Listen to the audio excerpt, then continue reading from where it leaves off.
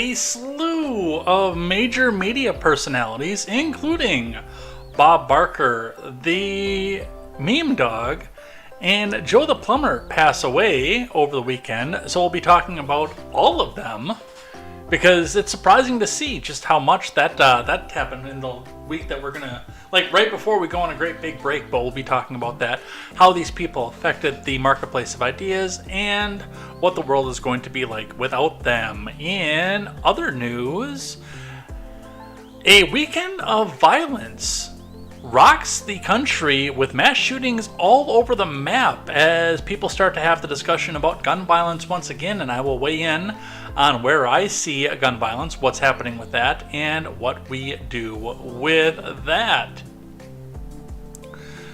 Kevin McCarthy tells us that a impeachment inquiry is the logical next step. Now, he's never going to do it, but hey, at least we know that it's the logical next step. But we'll be talking about that and what's happening there and where we go with that. And we have a date for the Trump trial to begin, at least in D.C., and it just happens by complete coincidence, and nothing could ever be wrong here, to be the day before Super Tuesday. So we'll go over what that means and what we're doing with that and where this goes. It is going to be all of this and more over here on Contemporary, and given how depressing the first half of this show is going to be, I feel it's only appropriate to use the great lyrics of Coolio. As I walk through the valley of the shadow of death, I take a look at my life and realize there's nothing left. I am Jay Edgar, and this is Contemporary.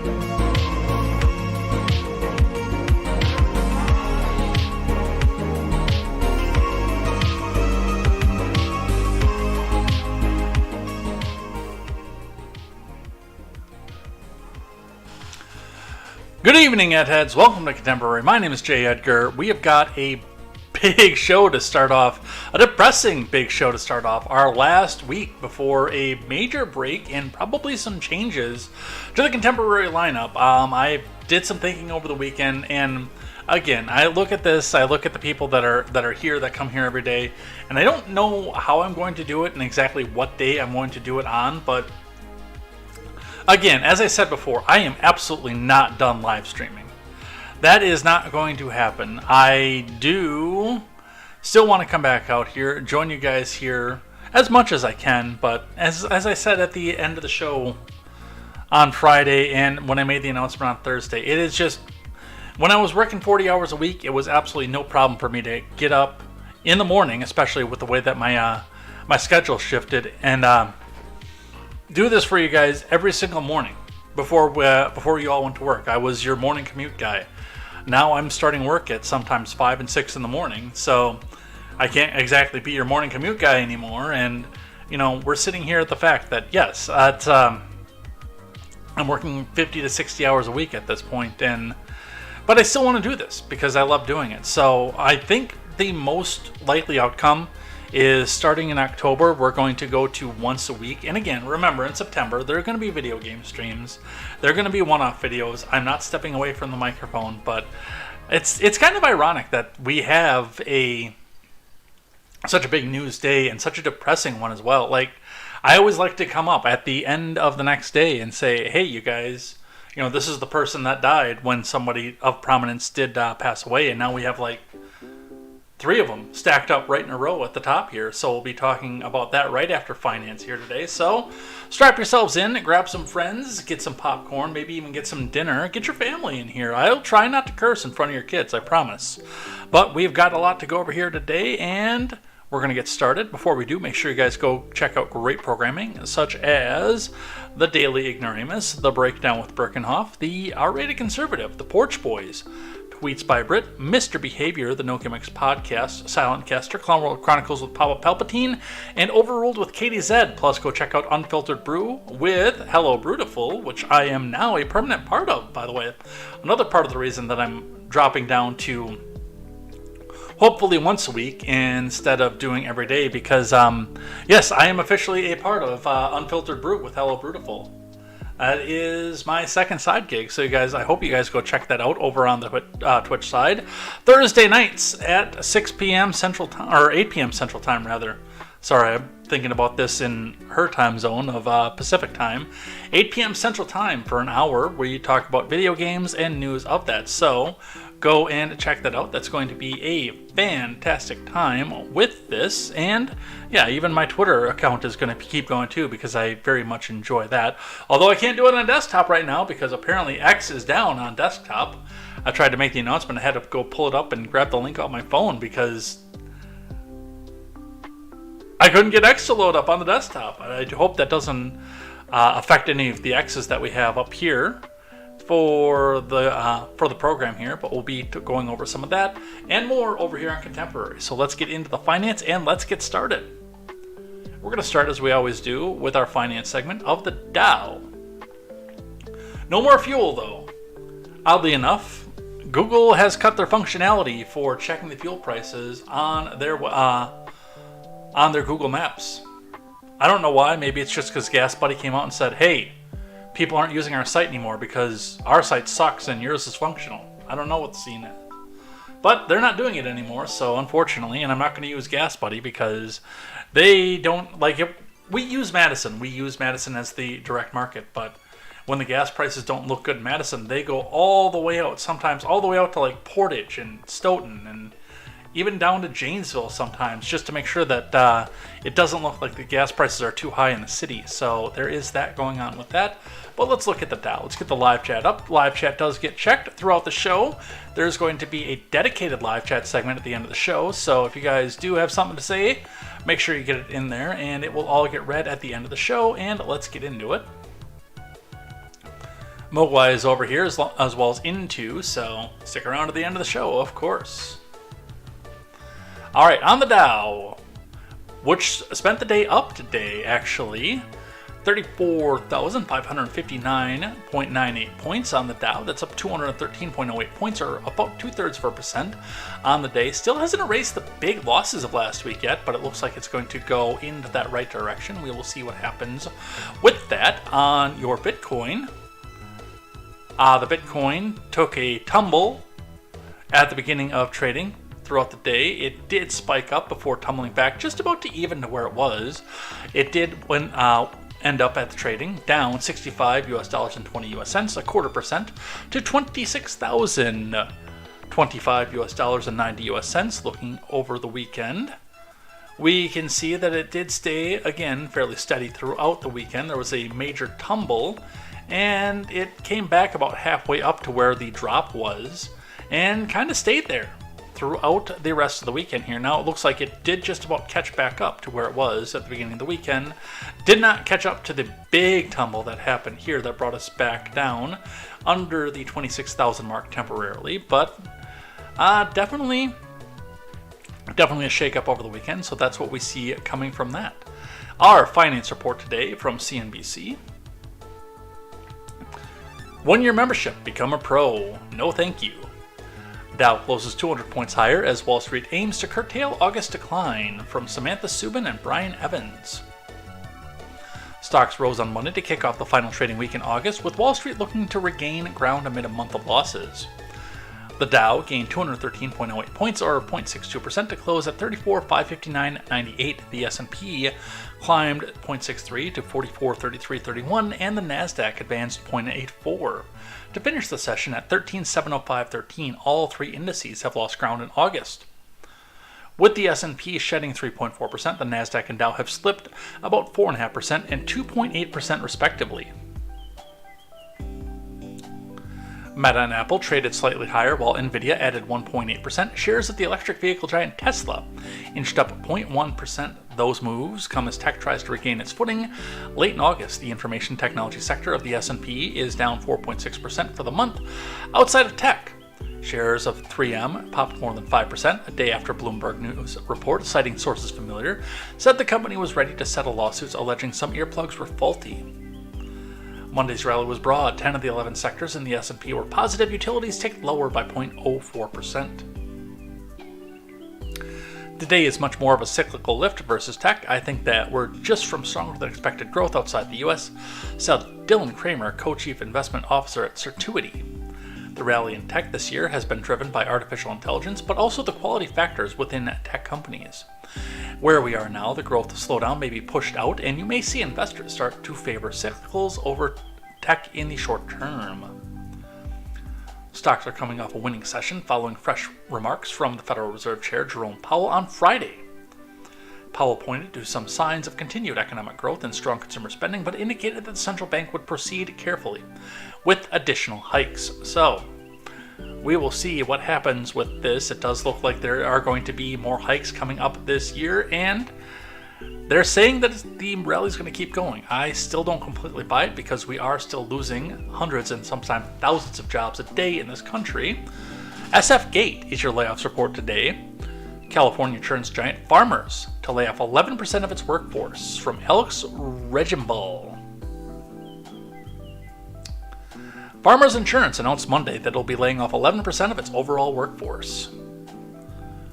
The California-based home, small business, and auto insurance company said that it amounts to roughly 2,400 employees across all lines of business. In a statement, Farmers said the layoffs are part of a group of initiatives meant to keep the company profitable in the long term. 5,000 on Thursday.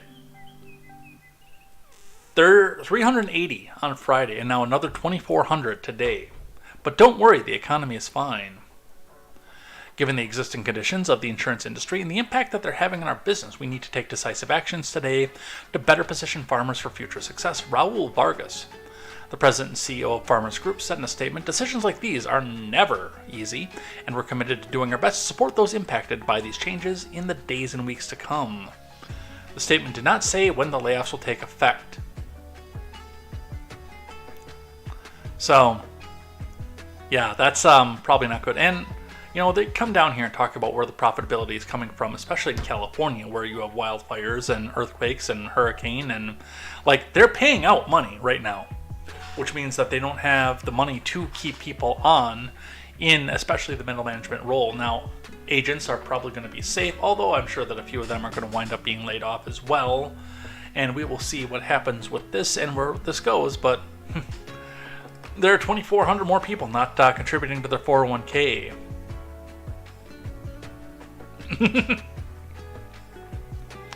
Mogwai says, "We are farmers. Dum da dun dun dun." Well, about that. I like that. That's funny. All right. I got one more here on finance before we get into the main thing, and that's because Jerome Powell is giving some remarks about what is going to happen with the reserve rates. Let's have a listen. It is the Fed's job to bring inflation down to our 2% goal, and we will do so. We have tightened policy significantly over the past year. Although inflation has moved down from its peak, a welcome development, it remains too high. We are prepared to raise rates further if appropriate and intend to hold policy at a restrictive level until we are confident that inflation is moving sustainably down toward our objective. We are attentive to signs that the economy may not be cooling as expected. So far this year, GDP growth has come in above expectations and above its longer run trend. And recent readings on consumer spending have been especially robust. In addition, after decelerating sharply over the past 18 months, the housing sector is showing signs of picking back up. Additional evidence of persistently above trend growth could put further progress on inflation at risk and could warrant further tightening of monetary policy. And again, I remind you that their goal is that you are miserable so the government can continue to spend money willy-nilly, but, you stop spending. You stop your monetary velocity, but hey, they'll keep going with theirs no matter what happens and no matter what they do with that. So, yes, he is prepared to raise rates further and put the squeeze on to you to do so instead of going back to Congress and to the presidency and saying, stop fucking spending, you moron. Imagine that. Your finance report for the day.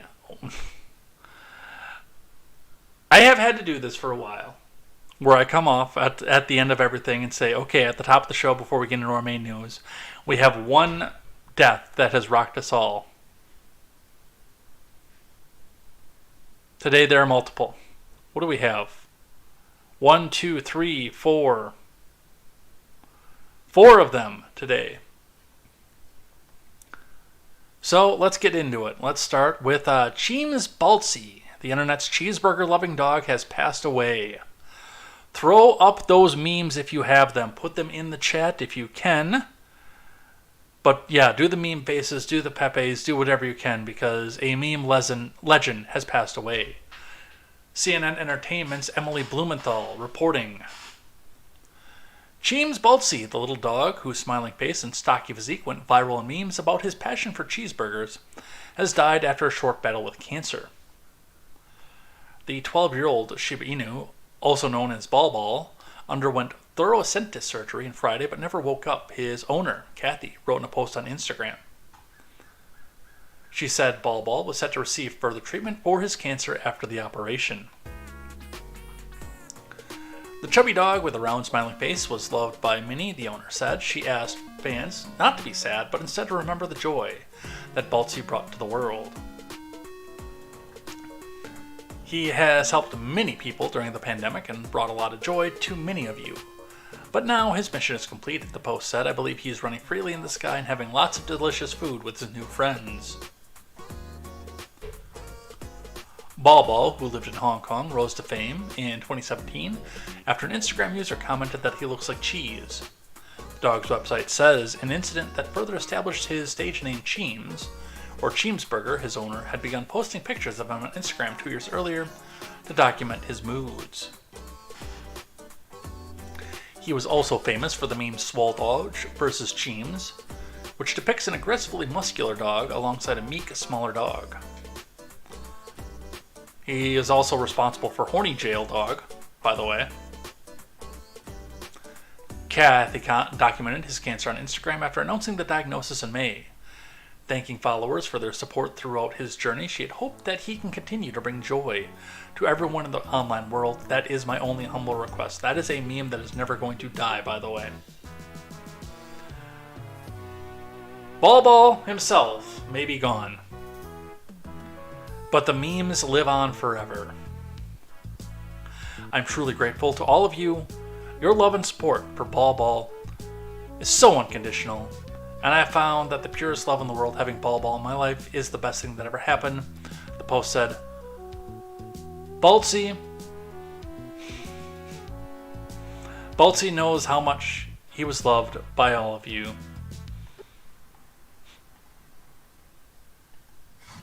That's beautiful, man. That's beautiful, man. That is beautiful, man.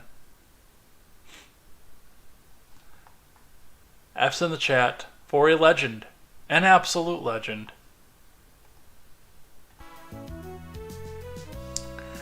Alright.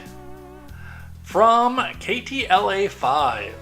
Another person, especially for people maybe around my age and a little bit older, who know this face and who know this name, and who know that Drew Carey could never stand in the same place as this man, as much as he did try.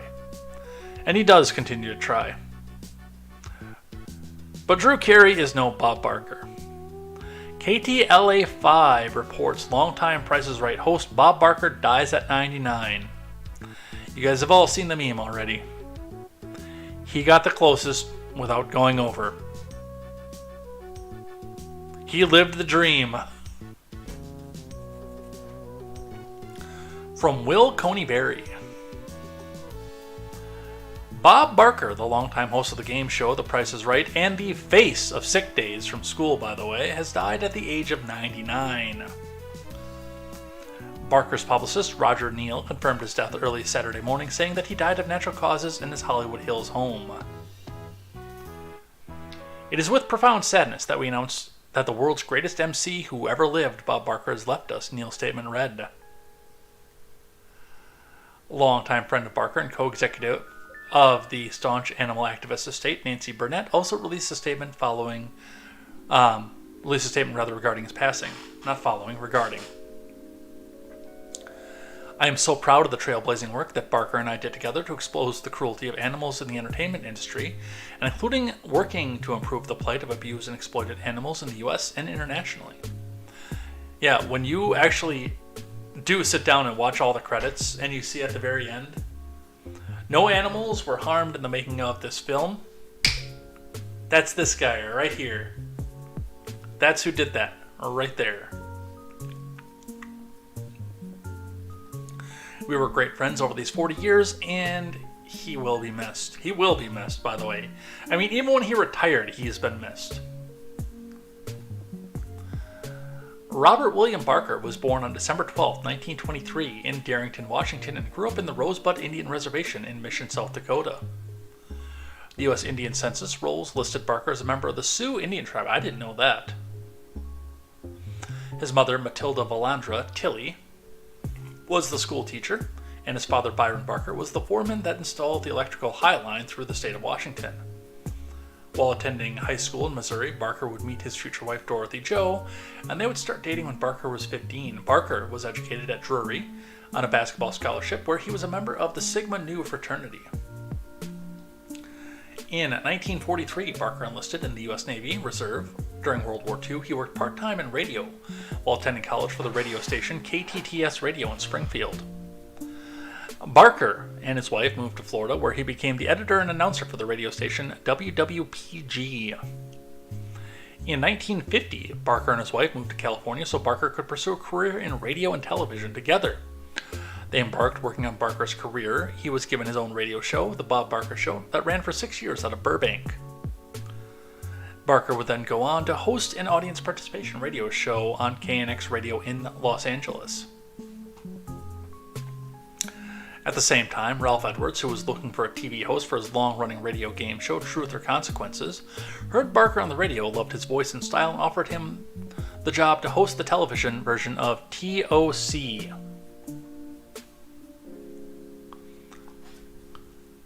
Barker said, "The day I met Ralph Edwards changed my life forever." Edwards hired Barker to host the popular nighttime television show Truth or Consequences. Barker hosted the show from 56 to 75. The two would be lifelong friends. In fact, Barker would show up at the front door of Ralph Edwards each year on the anniversary of Edwards giving Barker his show to gift him with a gift to thank him. This went on every year until Edwards passed away in 2005. Barker would also host the Miss USA and Miss Universe pageants on CBS from 67 to 87, making history as the longest-running pageant host in pageant history in 87.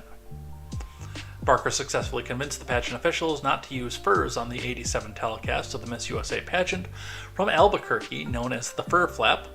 America tuned in to see if Barker would host the telecast as it made national headlines for the stand Barker took with the pageant and made ratings history. PETA President Ingrid Newkirk also released a statement regarding Barker's passing, read in part. Bob's influence in the entertainment industry is indisputable, but what mattered to him most was using his voice in prominent position to protect animals. Of course, everyone is familiar with his Spay and Neuter Your Pet sign-off on The Price is Right, a show where he refused to allow fur prizes, but he was also one of the first stars to go vegetarian. More than 30 years ago, he joined PETA in urging families to stay away from SeaWorld, demanding the closure of cruel bear pits masquerading as tourist attractions, implored Hollywood to take action to protect animals used in film and TV, and as a Navy vet called for the end of military medical drills on live animals. In addition, CBS released a statement on Barker's death. We have lost a beloved member of the CBS family today with the passing of Bob Barker during his 35 years as host of The Price is Right. Bob made countless people's dreams come true and everyone feel like a winner when they were called to come on down. In addition to his legendary 50-year career in broadcasting, Bob will be remembered as a dedicated animal rights activist. Daytime television has lost one of its most iconic stars. Barker leaves behind his half-brother, Kent Valendra, half-nephews, Robert and Chip Valendra, and his half-niece, Vicky Valendra Kelly, as well as millions of fans across the country. Godspeed, Bob Barker. May you not run into Adam Sandler in heaven. Bob Barker was a good man, too, by the way. Again, and I joke about the fact that he was the face of sick days at school, but he really was. And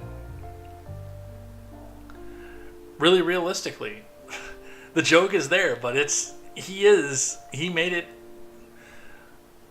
as close to $1 without going over. So, Godspeed, Bob Barker. I do hope you believed, and I hope you found peace in the next life.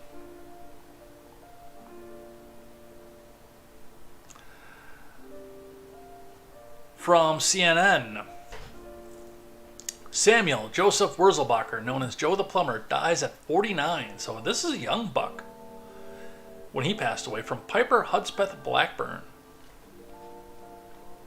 But it was cancer, unfortunately. Samuel Joseph Wurzelbacher, who became known as Joe the Plumber after pushing then-Senator Barack Obama on his economic policies during the 2008 presidential campaign, has died according to the members of his family. He was 49. When I met Joe, he was already known by everyone as Joe the Plumber, but he wrote something to me that stood out that showed me who he truly was. Just Joe. He was an average, honorable man trying to do great things for the country he loved so deeply after being thrust into the public eye for asking a question, his wife Katie Wurzelbacher said in a statement provided to CNN.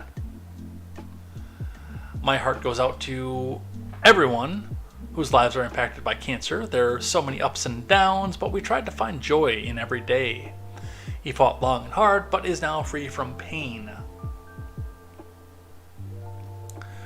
Joey Wurzelbacher, Wurzelbacher's oldest son, remembered his father as a man of faith and someone who believed in his country. He wanted a united America, of course. He had his views on that, but look, we live in a wonderful republic where, those views help cultivate something amazing, he said. In 2008, Wurzelbacher emerged as the face of the struggling middle class on the campaign trail in Ohio when he challenged Obama over what he would do for small business and taxes. In 2012, he ran for the U.S. House as a Republican, ultimately losing his bid for Ohio's 9th to Democrat Marcy Kaptur. So this one is not as big of a deal, at least according to CNN, but still worth noting as well. This is, one of the voices that started to shape me and started to make me want to get up, and really it was kind of what pushed me out of doing a lifestyle blog and dating and things like that. Or even funny stuff where I just go on rants about why I think girls on TV are hot, before I stop watching TV, obviously. But really put some purpose behind what I was doing and where I went. And, it was interesting because at the time, this was one of the first big voices to make it in conservative circles. Even the George W. Bush Facebook page, hey, you miss me yet? Became a dedicated re-blogging page for Joe the Plumber at some point. So, it's sad that his life was cut so short. I mean, he didn't even make it to see 50, and unfortunately.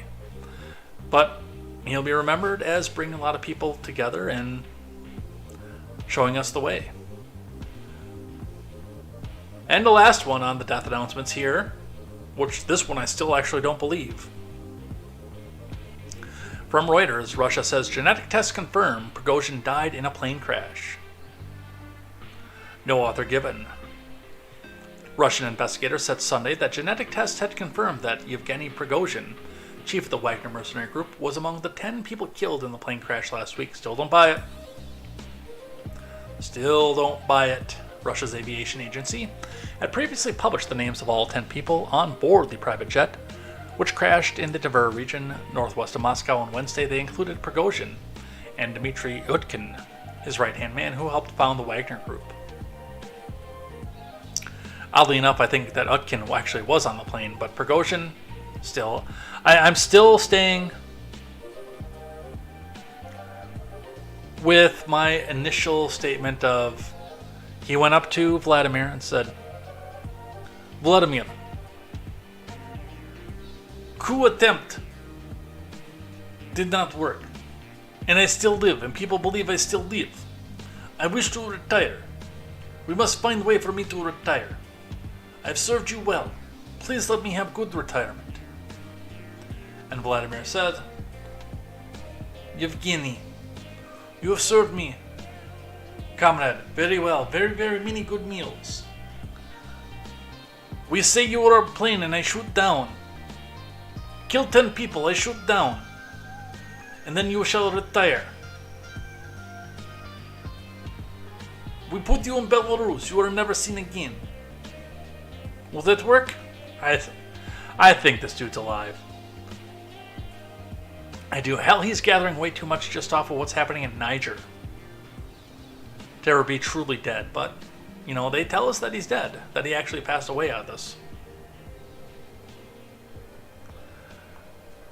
From CNN, Putin says Prigozhin was a talented man who made serious mistakes in first comment since plane crash. From Anna Chernova, Rob Bichetta, and Tara John. I'm not entirely familiar with who Holly Hallstrom is, and I'm kind of curious. Let's find out.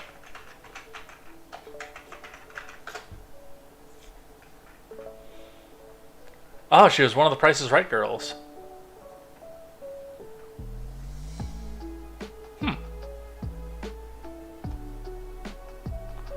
I know one of the first questions on the top of there is what happened to Janice and Holly from The Price is Right. They got old. They retired. They made a bunch of money for looking beautiful and didn't have to work again for the rest of their lives.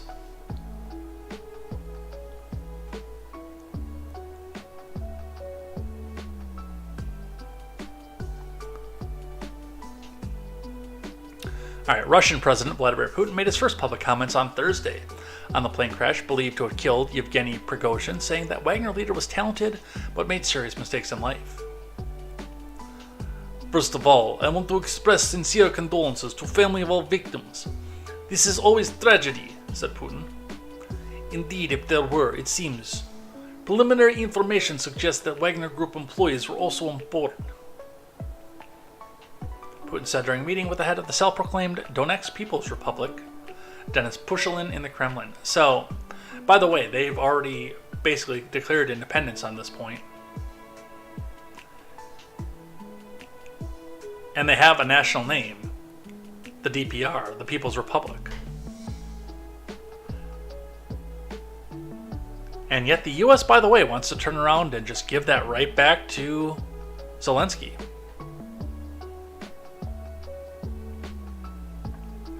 Speaking about Prigozhin in the past tense, Putin said he'd known Wagner chief for a very long time, and he was a very talented man and talented businessman. He was a man of difficult fate, and he made serious mistakes in life, and he achieved results. Needed both for himself and when I asked him about it for common cause, as in last months. I still don't believe he's dead, dude. I don't.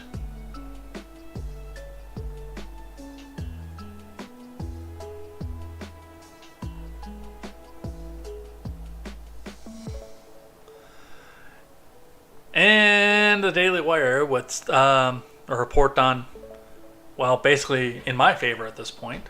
Second jet linked to Prigozhin spotted sparks rumor Russian paramilitary leader is still alive. From Virginia Kruta. I think he's still alive. Prigozhin was reportedly killed when a private jet crashed a short distance outside Moscow on Wednesday. Authorities confirmed that all 10 passengers, including Prigozhin, had perished in the crash. But the reported safe landing of a second jet linked to the Wagner Group, the Russian paramilitary organization Prigozhin led in revolt against Putin just weeks earlier, sparked rumors the group's former chief might have faked his own death. And they say shortly after the crash in the Tver region, the second business jet owned by Prigozhin that was headed along a similar route from St. Petersburg landed in Moscow.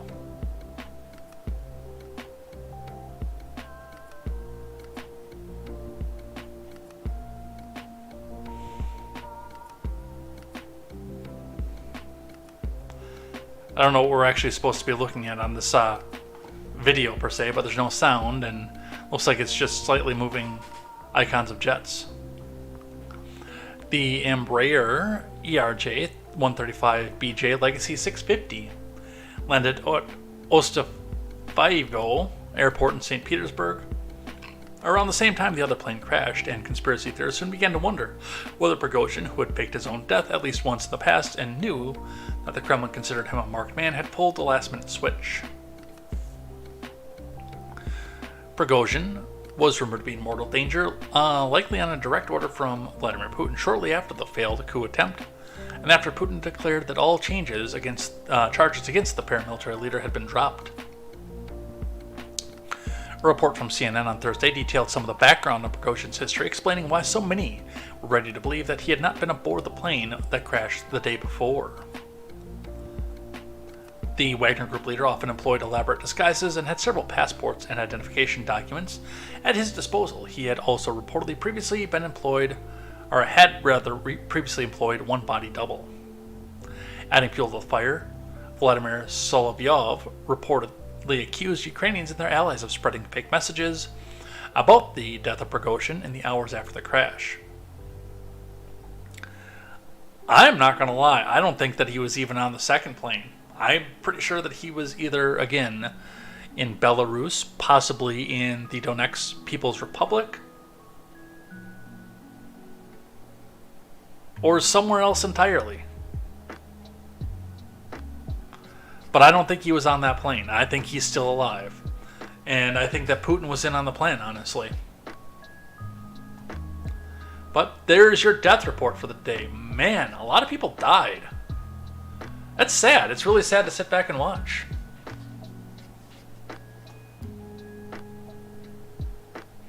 Looks like Mogwai had the Shiba Inu stickers. Whose channel did you get those from, if you don't mind me asking?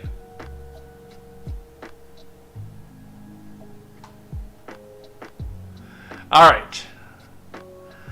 Got one more here that we got to talk about. This one has some live updates, but Idalia strengthening to hurricane as it nears Florida coast.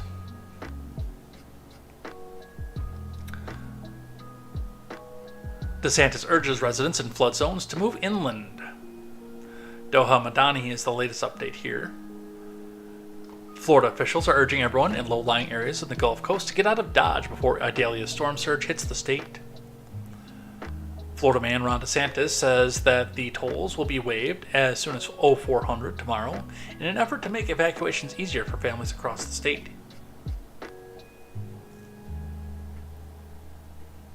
I mean, if you really cared that much, you would have waived them before you made the announcement. He also said the state has 400,000 gallons of fuel ready to deploy, and much of it will be prioritized along evacuation routes. You don't need to leave the state. You don't need to drive to hundreds of miles. You don't have to try to outrun the storm if you're in these low-lying areas, DeSantis said.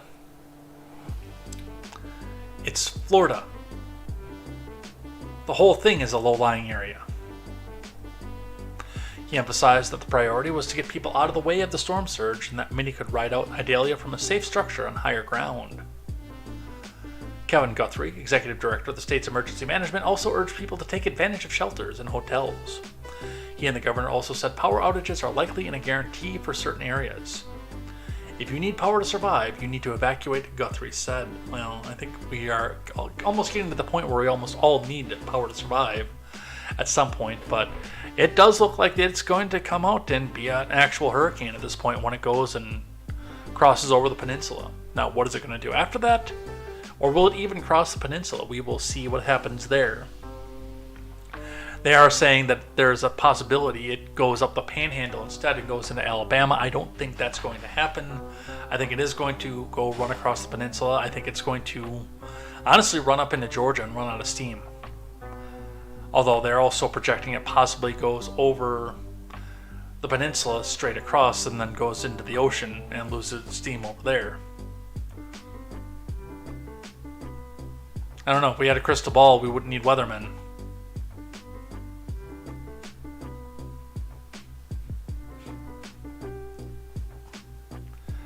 Man in the Box 69.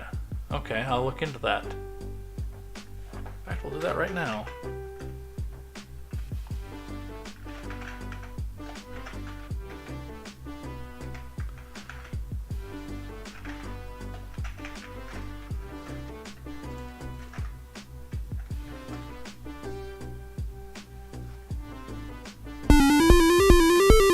Oh, that's loud. Shut that up.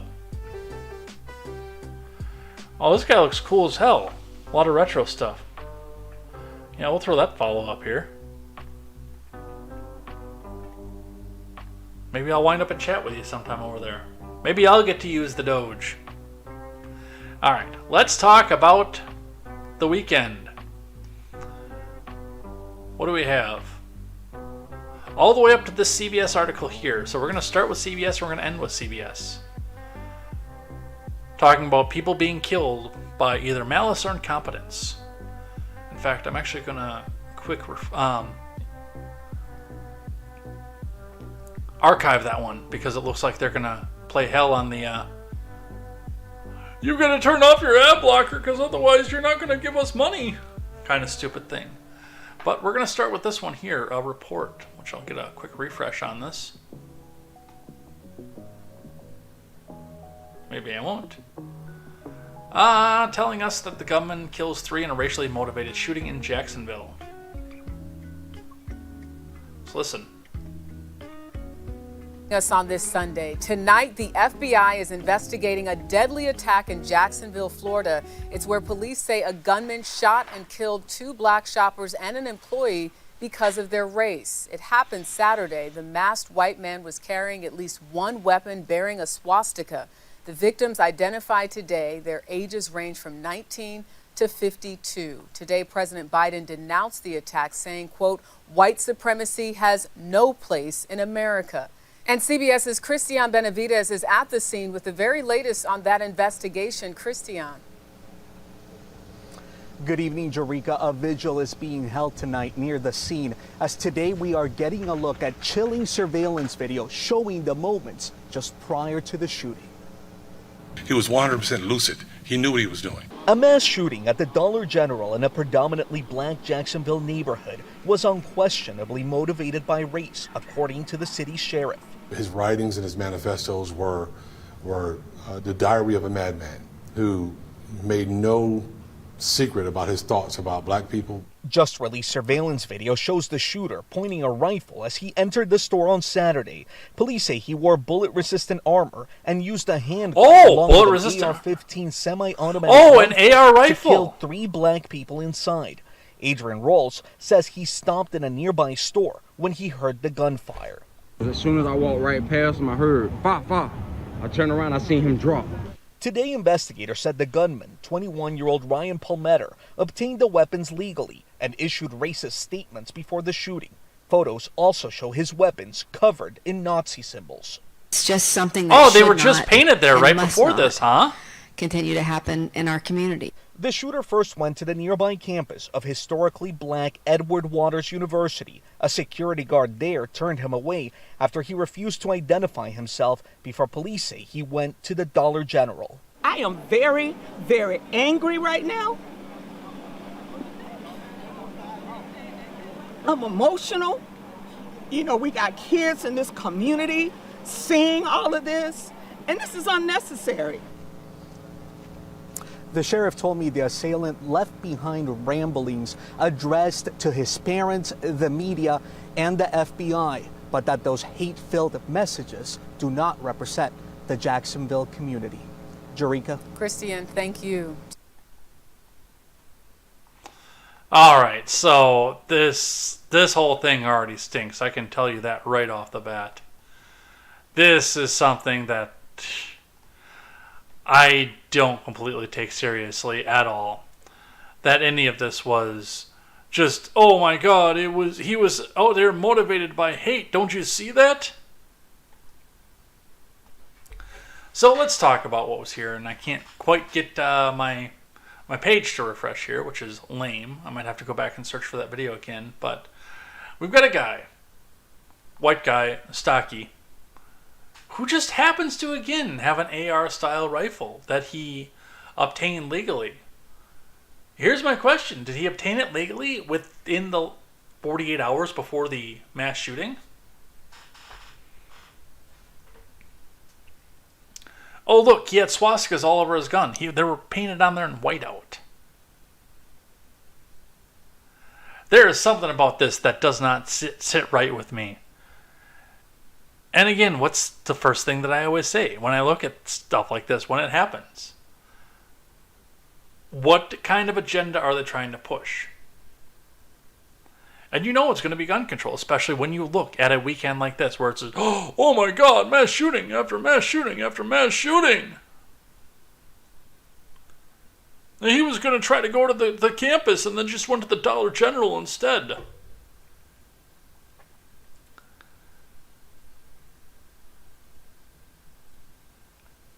Now, they didn't say if this guy was in custody or not, so hopefully we'll know about this. I would not be surprised to find out that they just dropped him unceremoniously. Because that does seem to be the MO when they do this kind of thing. Let's read one from CNN. A federal hate crime probe is underway after 3 people were killed in a racist rampage in Jacksonville. Officials say, here's what we know. From Nurin Salahai, Sarah Smart, and Holly Yan.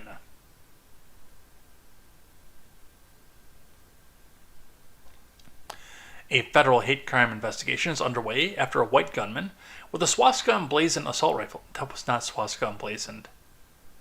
Again, he went on that and he put that on there with, looks like, correction fluid. Emblazoned. Killed 3 black people at a Dollar General store in Jacksonville, Florida, authorities said. The gunman, identified as 21-year-old Ryan Christopher Palmater, left racist writings and used racial slurs before launching the attack on Saturday. And then, oh, he killed himself. Oh, I'm so shocked. Oh, he'll never be able to answer questions about this again? Color me shocked. Oh, the only thing that we're ever going to get is the narrative that the police put out for this one? I'm baffled.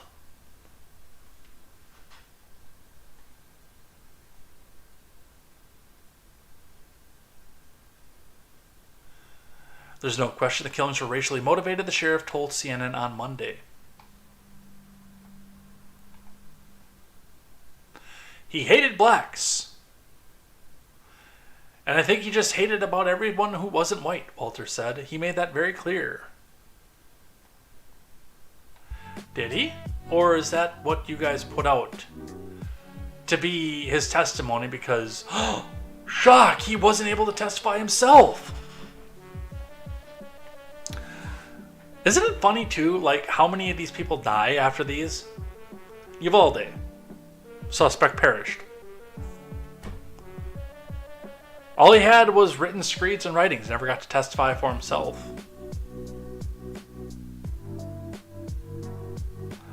What else has there been? The Buffalo kid. Deceased by police, never gets to testify for himself. The manifesto that got spread far and wide because it said, the Jews!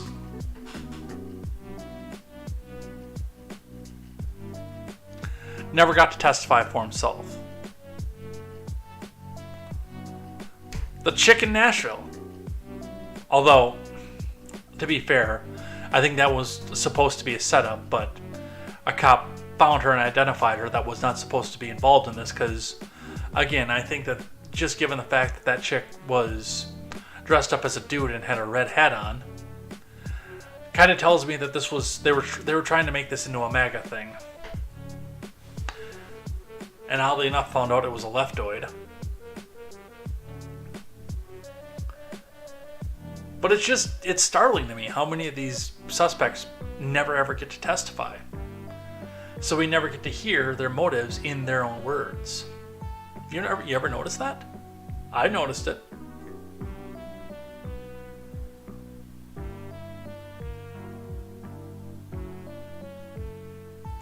The killer was armed with an AR-15 style rifle and a handgun, which were both purchased legally, the sheriff said.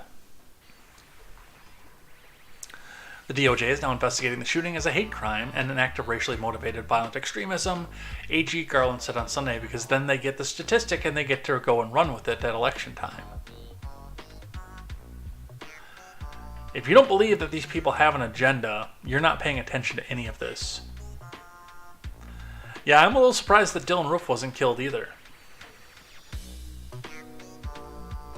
And that Sam Hyde just keeps popping up and causing other things to happen as well. Looks like the hurricane is going through Jacksonville, causing millions of dollars in improvements. Nice. You can't kill the Dollar General with bullets, you silly mortal. Nice. Nice, nice, nice. The DOJ, let's see, the slaughter of everyday Americans going about their daily lives is the latest in a series of shootings targeting black people, including a supermarket in Buffalo, New York last year. And then, not another one, by the way, for 7 whole years before that.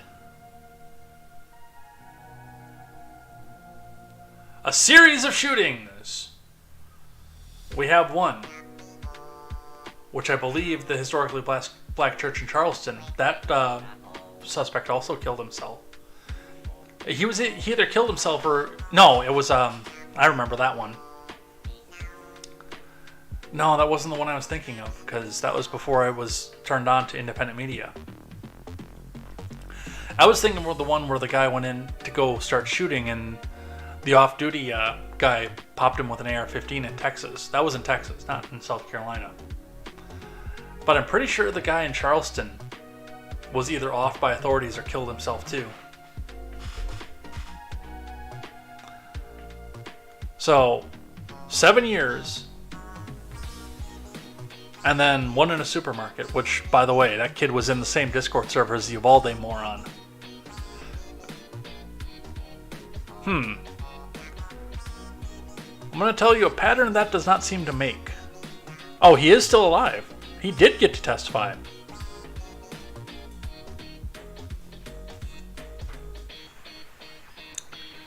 The shooter, who lived with his parents in Orange Park in Clay County, left his home around 11:39 a.m. and headed to Jacksonville in neighboring Duval County, Waters told CNN on Saturday. At 12:48 p.m., he stopped at Edward Waters University in Newtown, a predominantly black area of Jacksonville where the sheriff said the suspect put on a bulletproof vest. A TikTok video captured him getting dressed, Waters said. A student flagged down campus security when they saw the shooter because he looked out of place. Edward Waters University President and CEO Dr. A. Zachary Faison Jr. told CNN. The man immediately got in his vehicle and started to drive away after being confronted by a security officer who followed him until he left campus, Faison said. Okay. You know how Mogwai just said the screams setup? In today's world, especially if you take in what it is the media tells you without question, which a lot of these people do. If you see a white guy in a black neighborhood putting on body armor, are you not going to actually attempt to detain him or at least get the cops involved in this instead of just following him to make sure that he leaves campus? This is a total setup.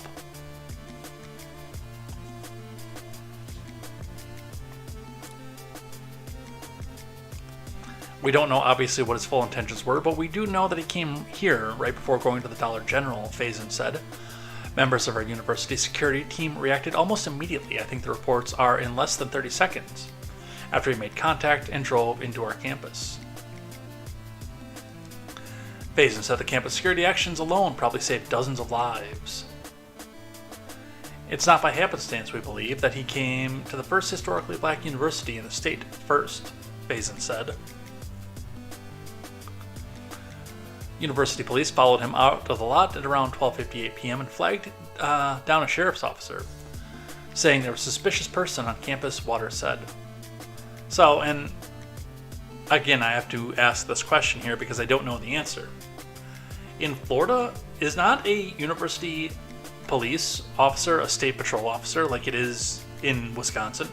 And I'm not like criticizing them and saying, yes, this is exactly how it goes. I don't know the answer to this question. I'm legitimately asking.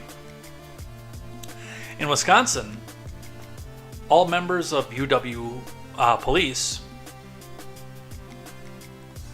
are actual members of the Wisconsin State Patrol. That's for if you're on UW-Madison, Parkside, Platteville, Eau Claire, Stout, Green Bay, any of them. I unfortunately don't know what all the places are on the UW system, but yeah, any university in Wisconsin that's part of the UW system, the police are state patrol. And I know Pennsylvania is that way because I remember we were talking about that with an incident on Pennsylvania campus on Contemporary here. I know Pennsylvania are state patrol. U of I are also state patrol, Illinois State Patrol. I know that one too. I've met a few of them. I don't know if it's that way in all the states. I also, I guess, would have to question whether or not this was a private university, which I don't know that either.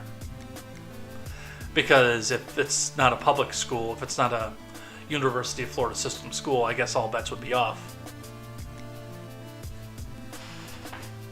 It wasn't happenstance that the Democrat Uber put him there.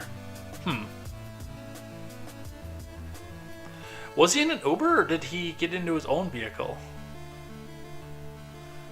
The article didn't say.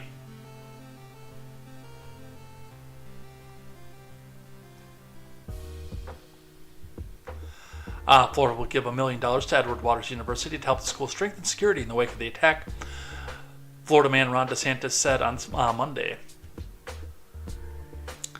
We're not going to let our HBCUs be targeted by these people, DeSantis said.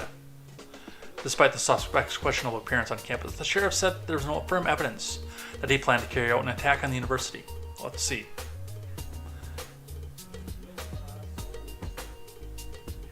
He has weapons, body armor,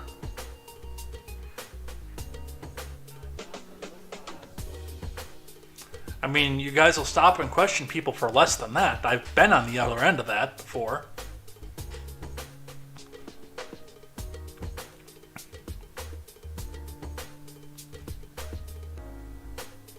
One of the Galleon's relatives, Sabrina Rozier, said the grieving family doesn't know how to tell Galleon's 4-year-old daughter that her father's never coming home.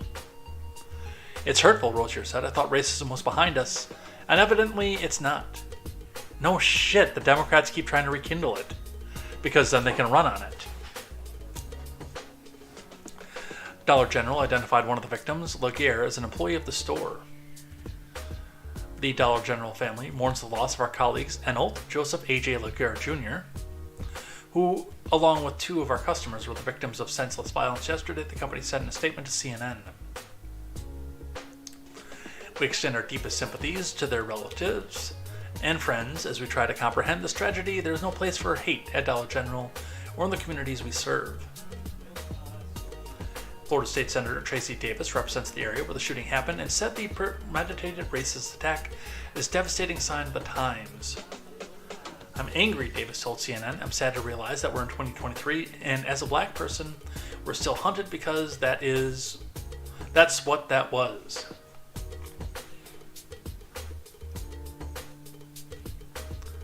So, and there is talk, by the way, about the manifesto. We'll talk about that a bit later, but I know that the CBS video, they already mentioned the manifesto, and there's already been an argument as to whether or not it's been released. But, I mean, of course they're going to go talk about it because it strengthens the narrative.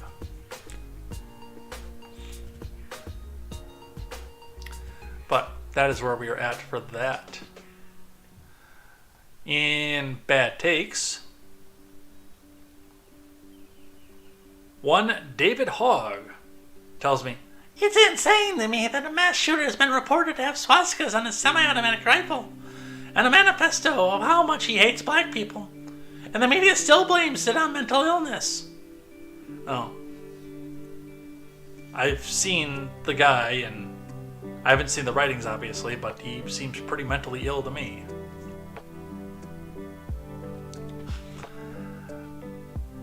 I don't know if Hogg has seen the manifesto. His dad is FBI, so it's possible.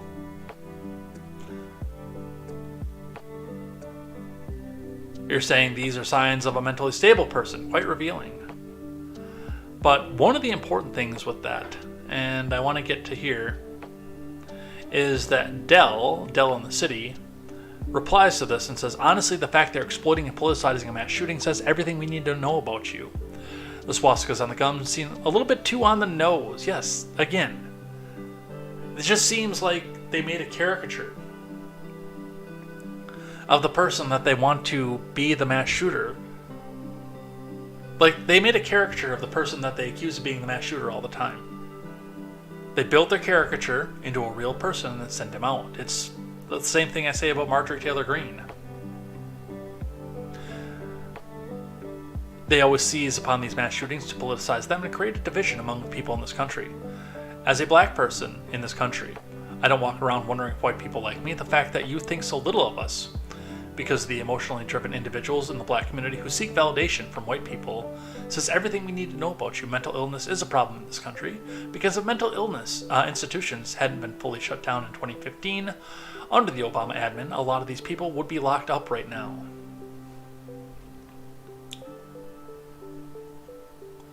But of course, this person is not actually black because he doesn't believe the same thing that the rest of them do. We've got this one here responding to him. The breadliner with the rose. And 5 Jabs says, "You love guns more than people. Say it loud and proud."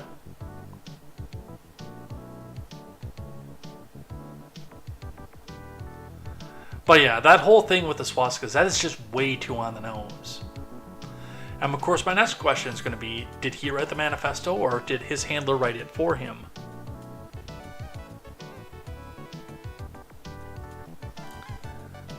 From NPC News, we'll look at some of the last couple entries on this. Jacksonville shooter legally bought gun used in racist attack, authorities say. But of course, the last one here is that President Biden laments that hate is on the rise in America. And as I've said to the country, we can't let hate prevail. It's on the rise. It's not diminishing.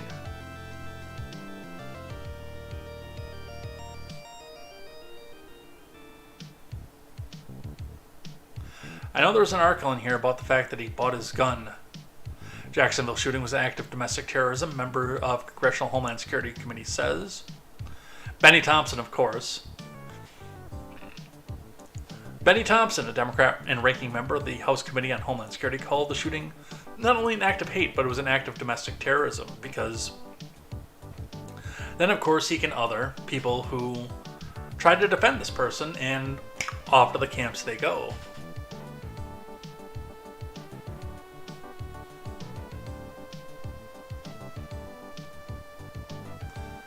Yeah, it does look like they are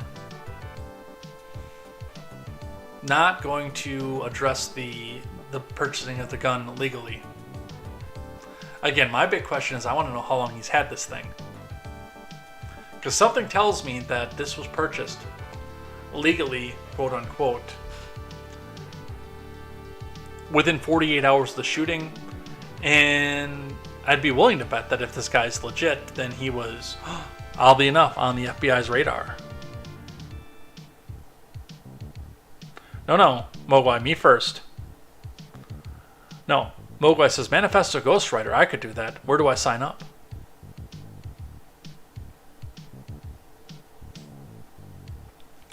Boombox is joining us over on Rumble, says, notice they're copying and pasting, he was white. 25 times. White. Those evil white people So we are all bad people now just because of one fool. Whites get targeted every day and no media. I don't think there's anybody dumb enough around here to target this white person.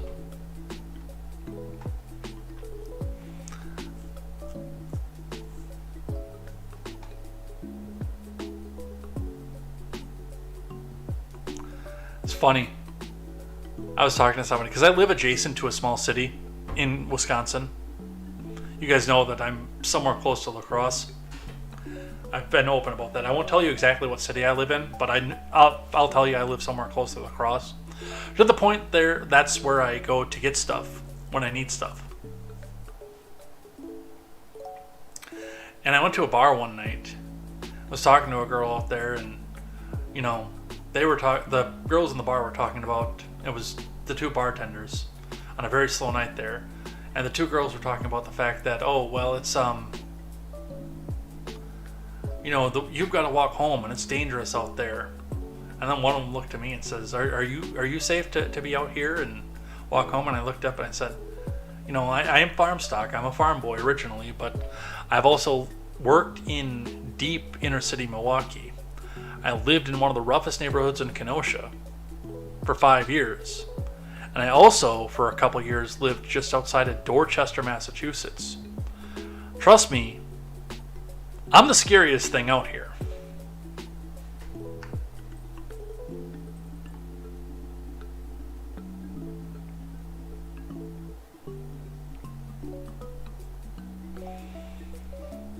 All right. ABC News with the emotional response. Racially motivated shooting in Jacksonville reopens past wounds for black community.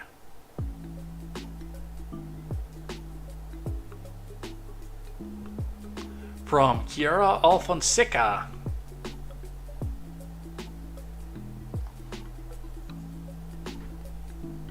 A racially motivated shooting in Jacksonville reopened wounds for the city's black community on a weekend known for racial history.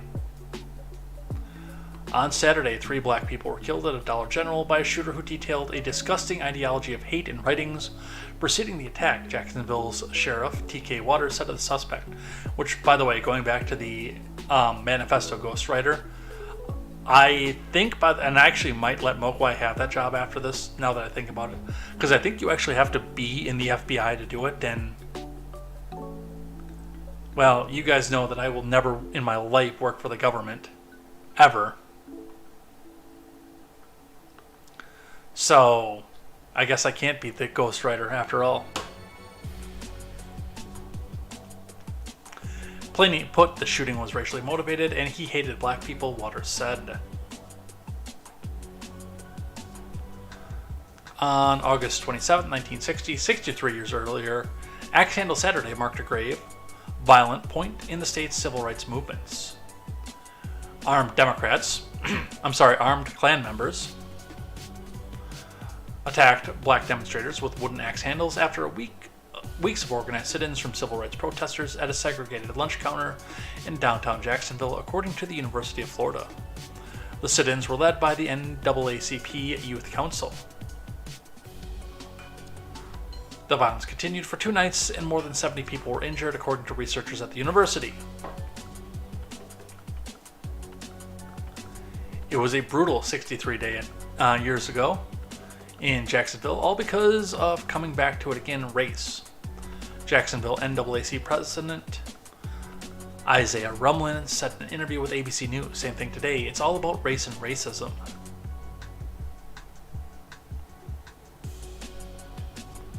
Yeah, it sucks that they were attacked by Democrats 63 years ago like that. Like, who would allow that kind of thing to happen?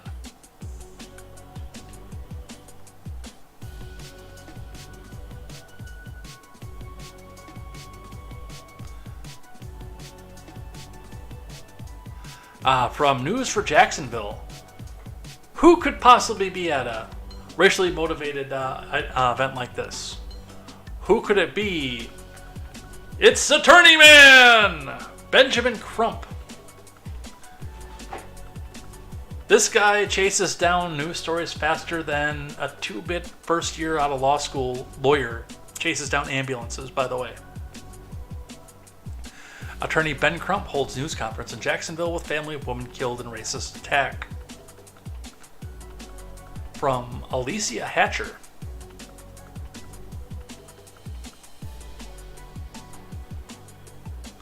Please disable your ad blocker and try again. No! The family of a 52-year-old woman who was fatally shot during the hate-filled attack in Jacksonville has retained renowned civil rights attorney Ben Crump. Because of course she did. Angela Carr was one of the first victims to be killed by the shooter's racially motivated attack at Dollar General on Saturday. I don't think Boomboxers was right. I don't think they're copying pasting white. But they are definitely copy pasting racially motivated. Crump is holding a news conference alongside other faith leaders at the St. Stephen AME Church on Monday afternoon. I see Ben Crump going to these churches all the time, and my first question is, like, dude, aren't you afraid that you're going to be struck by lightning? Like, I don't want to see one of these historically black churches burned down because you lied in God's house. Could you, like, maybe not do that?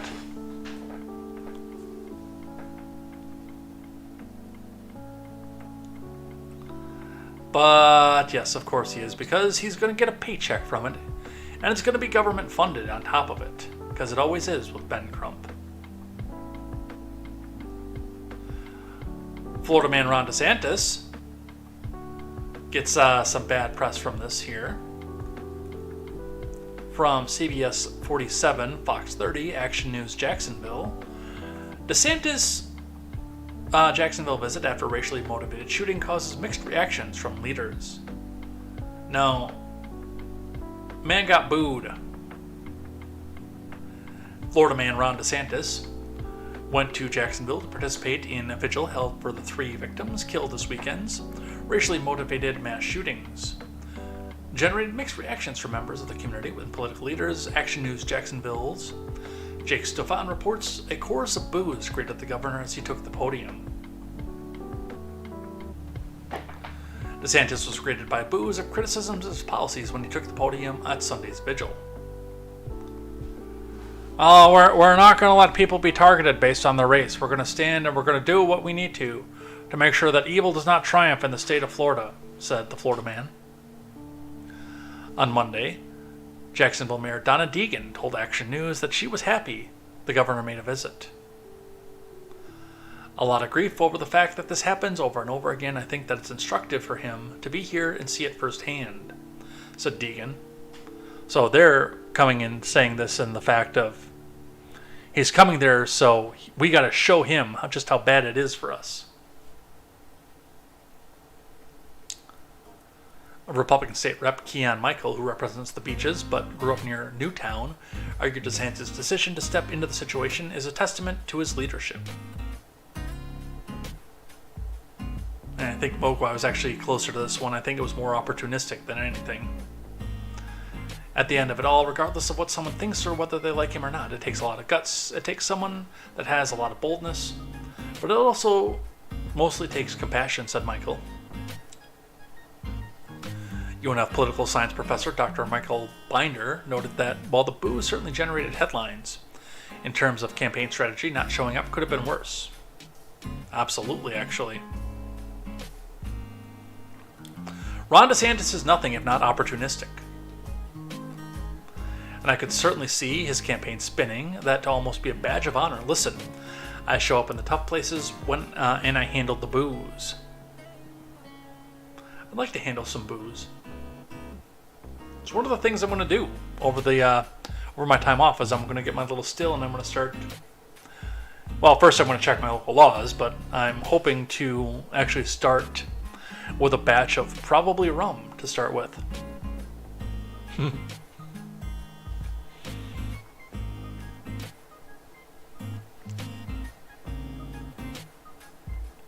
On Monday morning, Florida man announced $1 million for additional security at Edwards University. the historically black university where the gunman initially went, before opening fire at a nearby Dollar General. Additionally, Volunteer Florida contributed another $100,000 to fund for the victims' families. And there is a link, by the way, if you do want to donate, because it is horrific. No matter what we think about the political motivations behind this, and whether or not the government set it up, or whether or not they didn't, what happened to these people is horrific. And yes, I do believe deep within every part of my soul that the government would kill its own people to push an agenda. 100%. But you can go ahead throw after the stream. I'm going to throw a little bit of money into that as well, and you guys can go and do that too.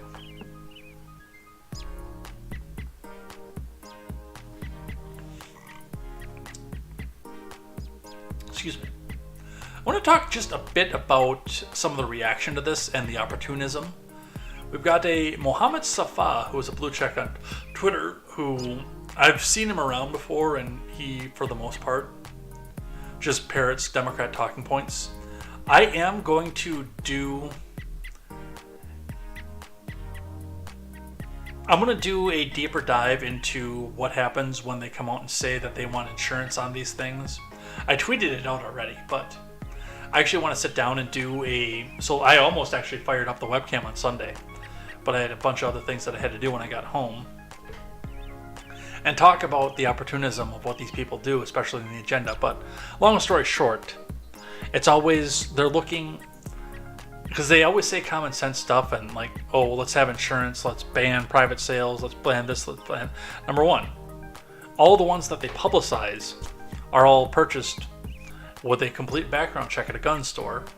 Honk honk. And then number two, everybody knows that they have them. No, this is... They want to make a gun registry so that when they do go confiscation mode, they know what houses to go to instead of just having to kick down every door and say, "Are you hiding the guns underneath the floorboards? Are you hiding them in the attic?"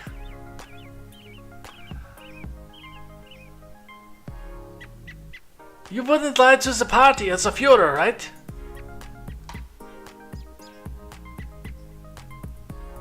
But no, I mean, carrying liability insurance wouldn't destroy the gun industry. Not even a remote amount. But it would do, again, it would make a de facto registry, so the government would know where every single one of these armaments was at any given moment. So a little bit of argument about the manifesto, and then we are going to move off of this particular shooting, and we're going to talk about the rest that happened somehow all over the same weekend. DC Drano says, anyone else notice how we got the Jacksonville Shooters Manifesto within hours of the racially motivated incident? But we still don't have the Nashville Trans Terrorist Manifesto 5 months after he, she, it, they, them, they, ze, zir, them murdered a Christian school children. It's a simple explanation. One boosts the regime's racially divisive narrative, the other doesn't. You know what I was thinking a bit about this one at one point here. You know what I honestly think it was for the Nashville shooter? I think that the manifesto was ghostwritten. And it was ghostwritten to make the person appear like a straight white male.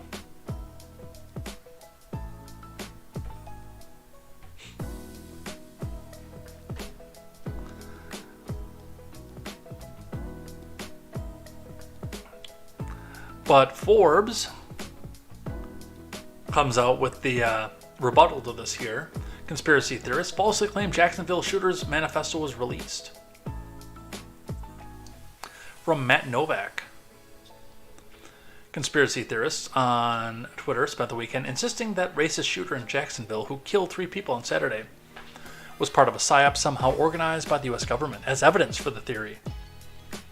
Many far-right accounts said the Shooters Manifesto was immediately released, while other left-wing shooters have had their manifestos withheld. The only problem? That's simply not true. Hey, look, there's the tweet we just read. One account known as DC Drano tweeted on Sunday. Jacksonville Sheriff T.K. Waters held a news conference on Sunday explaining the case, including the fact that a 21-year-old, Ryan Christopher Palmetter, shot 3 black people at a local Dollar General store in what authorities say were racist hate crimes. Walters said the shooter wrote several manifestos that detailed the shooter's disgusting ideology of hate. Palmetter eventually turned the gun on himself. Conveniently, turned the gun on himself. Plainly put, the shooting was racially motivated, and he'll never have to testify to the opposite of that. And he hated black people, Waters said on the Sunday news conference. But those manifestos have not been released, contrary to widespread reports on Twitter. No, but we know the contents of it because Waters said it on a stage. They're not still sitting there analyzing it. They knew what was in there on day one. Where people insist the manifestos have been put out by local authorities.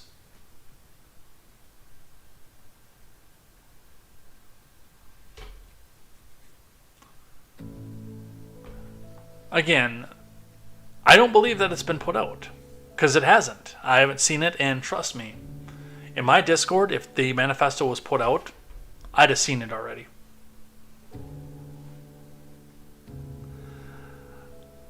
But as far as, again, the guy Waters is telling us what's actually in it. It's not going to the FBI for analysis over and over and over again before they can even mention anything that's in it. Like it is with the Nashville shooters. Like with the Nashville shooter, like all we can do is speculate on that. They didn't even come to the news conference and say, we saw this line in here that thought that this person was disturbed. And this person had a vendetta against this, or this person had a vendetta against that. I mean, that's been under tight-lipped seal since it happened. Alright, let's talk about Boston from NDTV. 7 injured in mass shooting at Caribbean Festival in Boston. From Agence France Presse, no author given. At least 7 people were hospitalized after a mass shooting in a Caribbean festival in Boston early Saturday, police said. None of the 7 had life-threatening injuries, they added.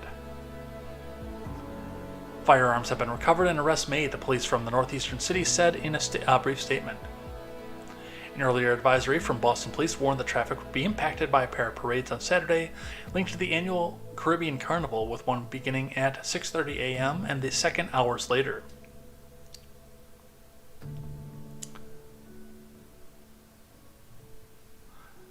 Well, you see, Mogwai, it could be the same thing because no matter what, the city or the band, they're going to keep on loving you.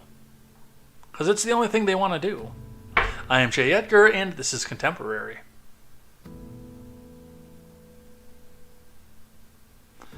Police said they received a first call about shots fired at 7:44 a.m.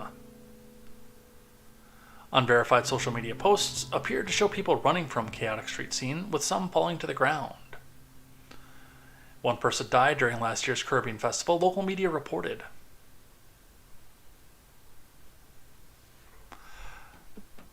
And now the commentary. Mass shootings have become disturbingly common across the U.S. with easy access to firearms in most states. On Friday night, 2 women were wounded by gunfire in Chicago. Well, that's a daily occurrence over there. Oh, only 2? It's usually like 10. While at a Major League Baseball game between the White Sox and the Oakland A's.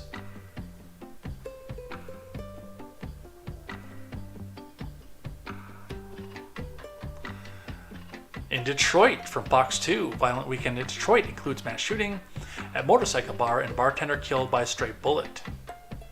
From Jessica Dupnack and Jack Nissen. Another busy weekend for Detroit police has officers investigating multiple fatal shooting scenes that left several people with gunshot injuries and very few answers.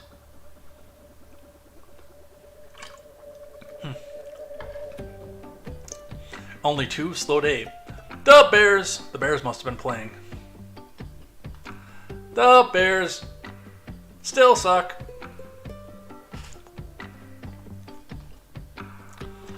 One victim died and at least another is in critical condition after the shooting happened outside the bar, which is near Grand River in Cloverdale. It's horrible, it's unfortunate that we're going to do our best to figure out what happened, said Commander Kimberly Blackwell with Major Crimes at Detroit Police. You're not going to figure out what happened, but you're going to do your best.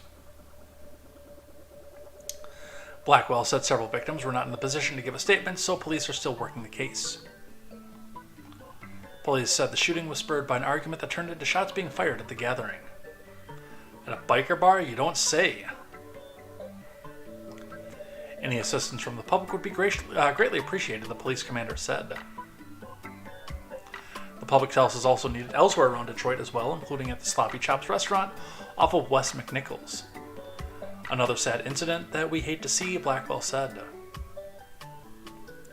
Police released preliminary information over the weekend where a group of individuals had gathered outside the restaurant before the shooting happened. Among the victims was a 30-year-old bartender named Alexandria Johnson. She was killed by a stray bullet. 2 others were injured, but are expected to be okay. Detectives are investigating another homicide that occurred Monday morning in the 199,000 block of Greenfield. The 8th precinct said a male of unknown age was found with a fatal gunshot wound. So far, a woman in her 50s has been detained. Wow, really slow weekend in Detroit. That's only 3. Are they gentrifying? Are they getting safer? What's the story here?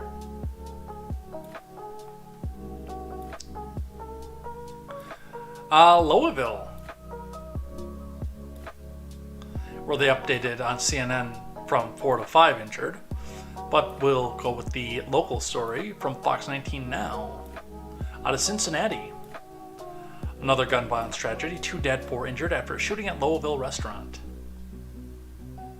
From Julia Huffman, multiple people were injured and 2 people were dead after a mass shooting at a restaurant in downtown Louisville.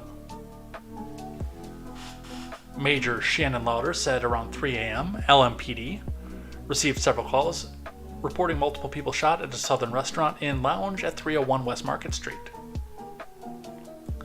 Officers arrived and found one man dead. Wave News spoke to the mother of the victim, who identified him as 37-year-old Terrence Bethel. She said her son was out with friends at the southern restaurant and lounge. It was the restaurant's last night open before temporarily closing and moving to a new location, according to the social media. The mother said Bethel is a father and has a 10-year-old daughter. LMPD spokesman Dwight Mitchell said the other 2 men and 3 women were taken into the University of Louisville hospital. One of the men was taken to the hospital in critical condition and later died. The rest are expected to survive their injuries. Mitchell said a 7th victim was found at a Jewish hospital. The condition of the patient is unknown. Lauder said LMPD initially believed the 7th victim was shot, but was actually injured in a fall connected to the shooting. Yeah, when people started running. Mayor Craig Greenberg held a press conference Sunday afternoon updating the community on the investigation. Our city's been struck by yet another gun violence tragedy, Greenberg said. Greenberg and city officials said there are no suspects at the time. Deputy Chief Steve Healy said hundreds of people were in the area at the time of the shooting. And lastly, before we move into other crimes, from NBC4i.com out of Columbus, 13-year-old boy is arrested after a fatal shooting at Easton Town Center. 1 person is dead and 2 have been arrested after a shooting Sunday night at Easton Town Center that led to the mall being locked down. According to Columbus Police Dispatcher, the initial call for the incident was received at around 6:15 p.m., with a caller saying they were calling from a nearby Lululemon store. Within a minute of the call, the victim was found near Jenny's Splendid Ice Cream on Gramercy by an officer working special duty at the center, Columbus Police Sergeant Joe Albert said. The officer rendered aid to the victim, but the victim was pronounced dead at 6:50 p.m. at Mount Carmel East Hospital. Police said Monday the victim was a juvenile male and that 2 13-year-old boys were arrested. one charged with murder and the other obstructing justice. In court appearance, the attorney for the teen charged with the murder denied the charge. The judge ordered the teen to remain in custody at least until his next appearance, scheduled for Thursday. Prosecutors allege the teen tried to hide his gun inside a trash can at the shopping center. The second suspect also denied the charge. Prosecutors said the suspect lied to officers about his whereabouts. Until the officer spotted him on video, he was released in order to wear an ankle monitor. Allowed only to be at his home or his middle school, the teen is not allowed to have access to social media.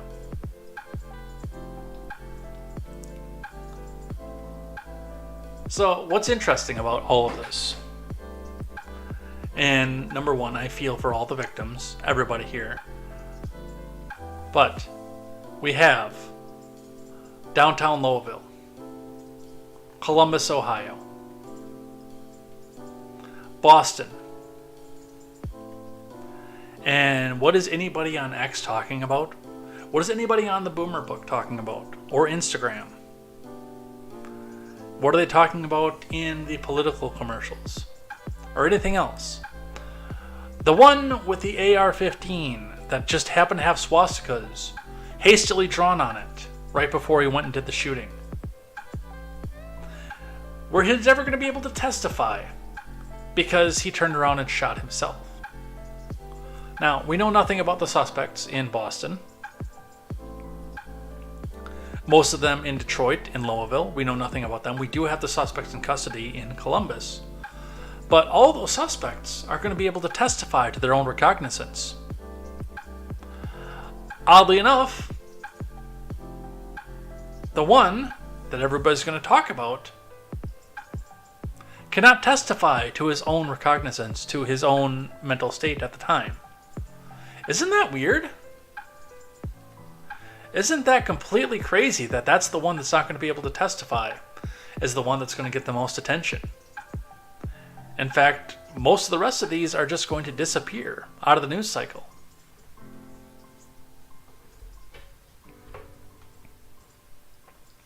It's a strange one. All right, more crime. From 22 News, WWLP, out of Chicopee. This is a local New Hampshire affiliate. New Hampshire lawyer, GOP activist, stabbed to death at home from Emma Corkindale. A medical examiner has ruled the death of a man from New Hampshire to be a homicide. 41-year-old Alexander Talcott was found dead in his home with a stab wound in his neck. Talcott was a GOP activist and lawyer. Talcott was found dead in his Bennett Road home on Saturday morning. Police say they have identified all the individuals involved, and there's no known threat to the public. Investigators have not released the name of the person who stabbed Talcott. They have yet to determine if this was an act of self-defense.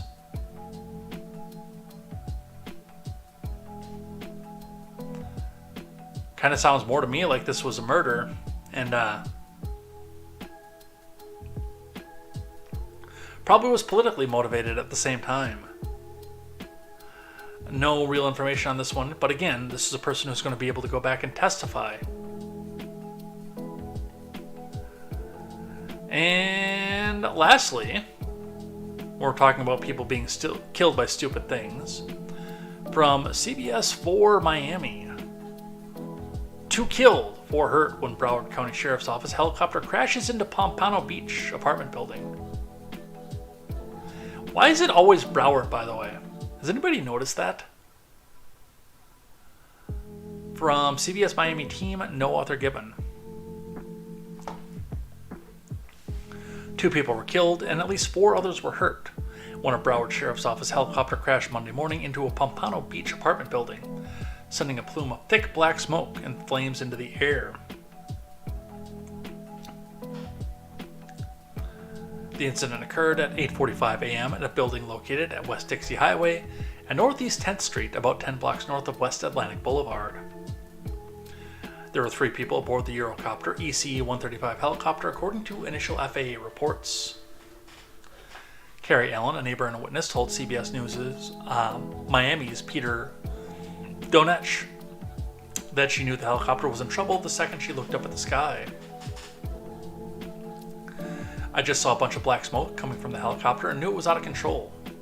It started to circle and was out of control and plummeted down towards the apartment, she said. I just heard 3 loud explosions, just boom, boom, boom, and it was very, very loud, and I said to myself, something bad happened. I feel just terrible, just terrible. I mean, you didn't manifest it, did you?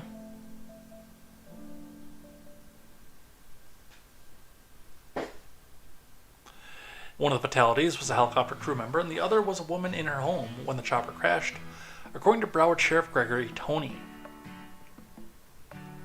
He was one of my firefighters. We lost one of our captains today, who was on board serving his community, hoping that he would get a chance to do what he does best, which is to land and extract someone else. Unfortunately, at the crash, he was trapped.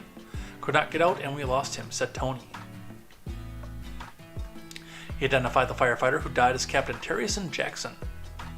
The 4 people who were injured, 2 from inside the helicopter and 2 from the ground, were taken to North Broward Medical Center. Why is it always Broward? Now, this does seem like this was a mechanical failure. Not malice or stupidity, but again, it's always Broward. In fact, one of the few things that we've seen that wasn't Broward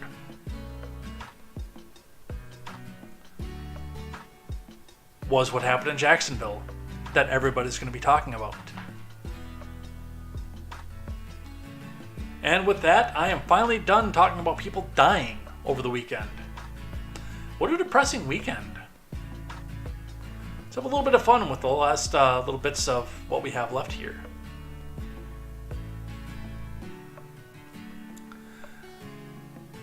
News for Jacksonville. Jonathan J. Cooper of the Associated Press reporting House impeachment inquiry of President Biden is a natural step forward.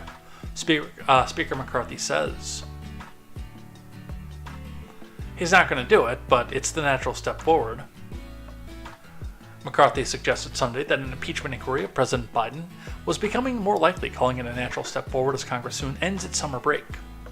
And House Republicans seek to expand their investigative powers. I will believe it when I see it.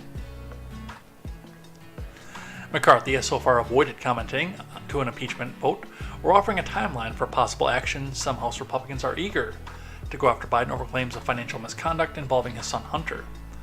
But the Democratic president has not been shown to have done anything wrong. Honk honk.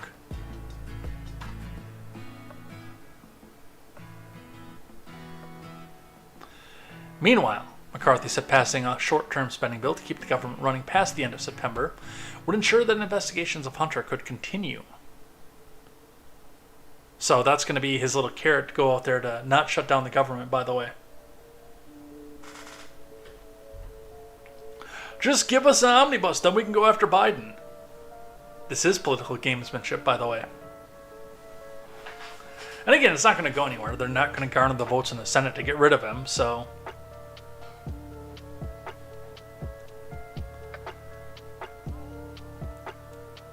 The stopgap measure would buy time to work out a longer-term budget deal before mandatory spending cuts that neither party prefers are imposed on the new year. If you look at all the information that we've been able to gather so far, it's a natural step forward that you would have to go to an impeachment inquiry, McCarthy told Fox News Channel Sunday Morning Futures. With Maria Bartiromo. An impeachment inquiry, he said, provides Congress the apex of legal power to get all the information that they need. Look, realistically, an impeachment inquiry, at this point, is everybody coming together and maybe exposing some information, but again, the independent that follows all the dumbass leftoid shills on insert your favorite social media program here is still not going to believe it because they will twist it into it's just hearsay, it doesn't exist, it's not real, over and over again.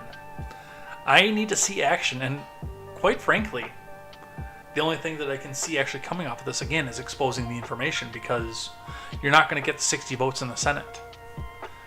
And even at that point, I'm a little bit adverse to that because, well, why are we spending so much money on this?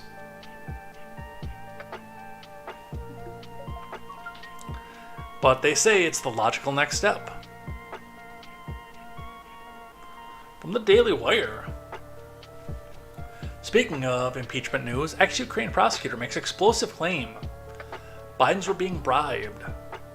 From Daily Wire News.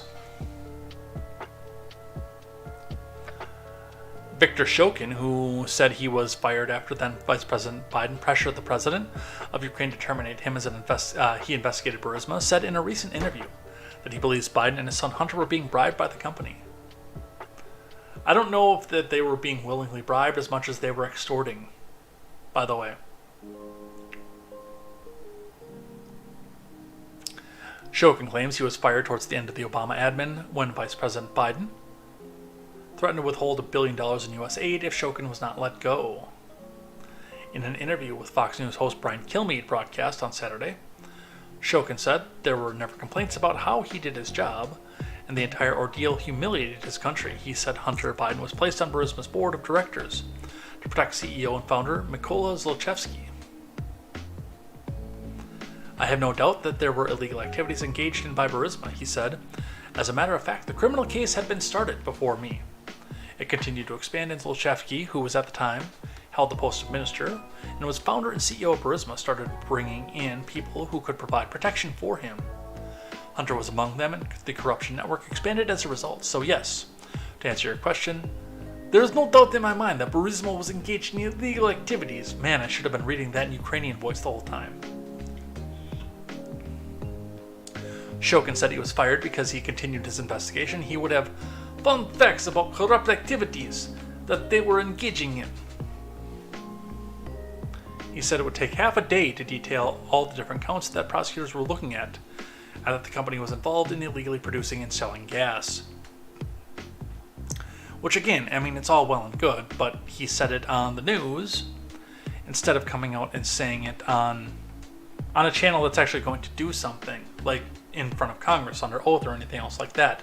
And again, even there, it's not going to do anything, because as soon as he says it in front of Republicans, who would be the only people who would question him, Democrats only questioning his veracity, the narrative, and I can already see the narrative being spun on this one, and I haven't read anything from the idiot leftoid shills on this one here, is that, oh, well, he's just saying this because he has an axe to grind because they got him fired. I can already hear that spin cycle.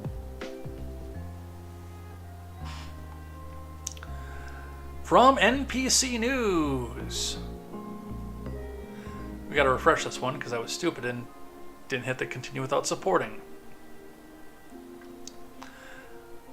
Federal judge sets March trial date in Trump's election interference case.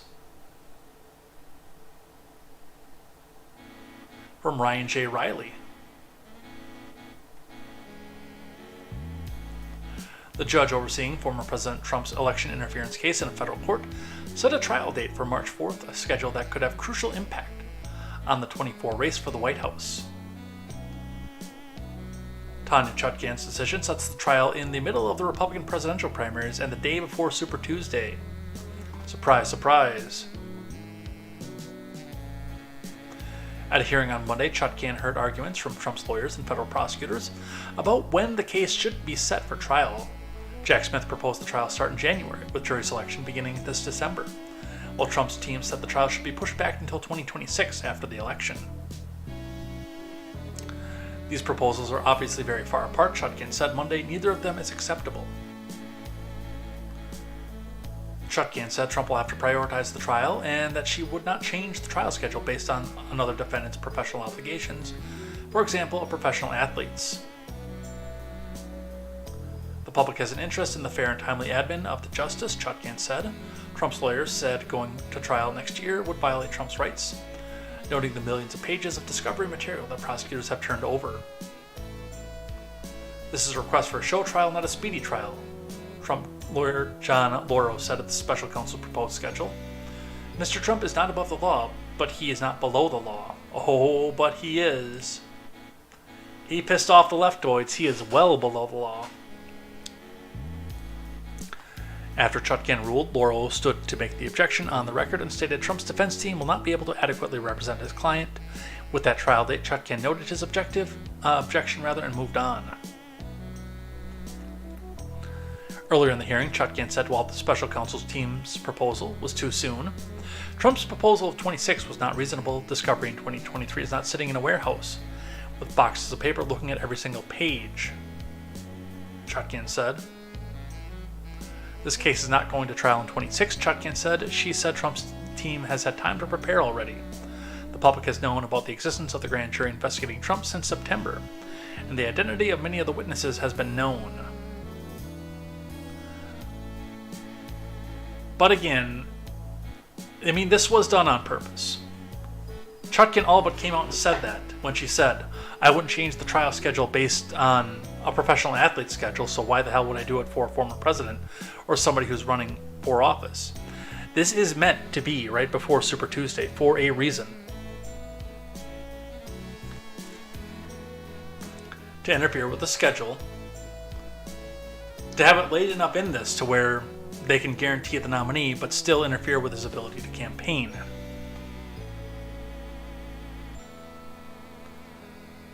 Our coconut mommy, Tulsi Gabbard, weighing in on this one here.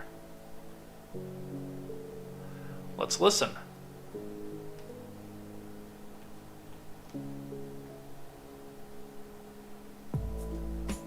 Sean, let's start with remembering the vision that our founders had for this country, that we would be a country of laws, not of men. But every single day that we see more and more evidence coming out about how President Biden and his administration are politicizing the Department of Justice to serve their own personal and political interests ahead of the interests of the country, we can recognize that they are directly and intentionally undermining that very foundation of our democracy, which is the rule of law. And they're doing it in two ways. Number one, specifically to go after political opponents, namely Donald Trump supporters. And number two, to protect themselves, to protect Joe Biden, to protect Hunter Biden, to protect their personal and political allies.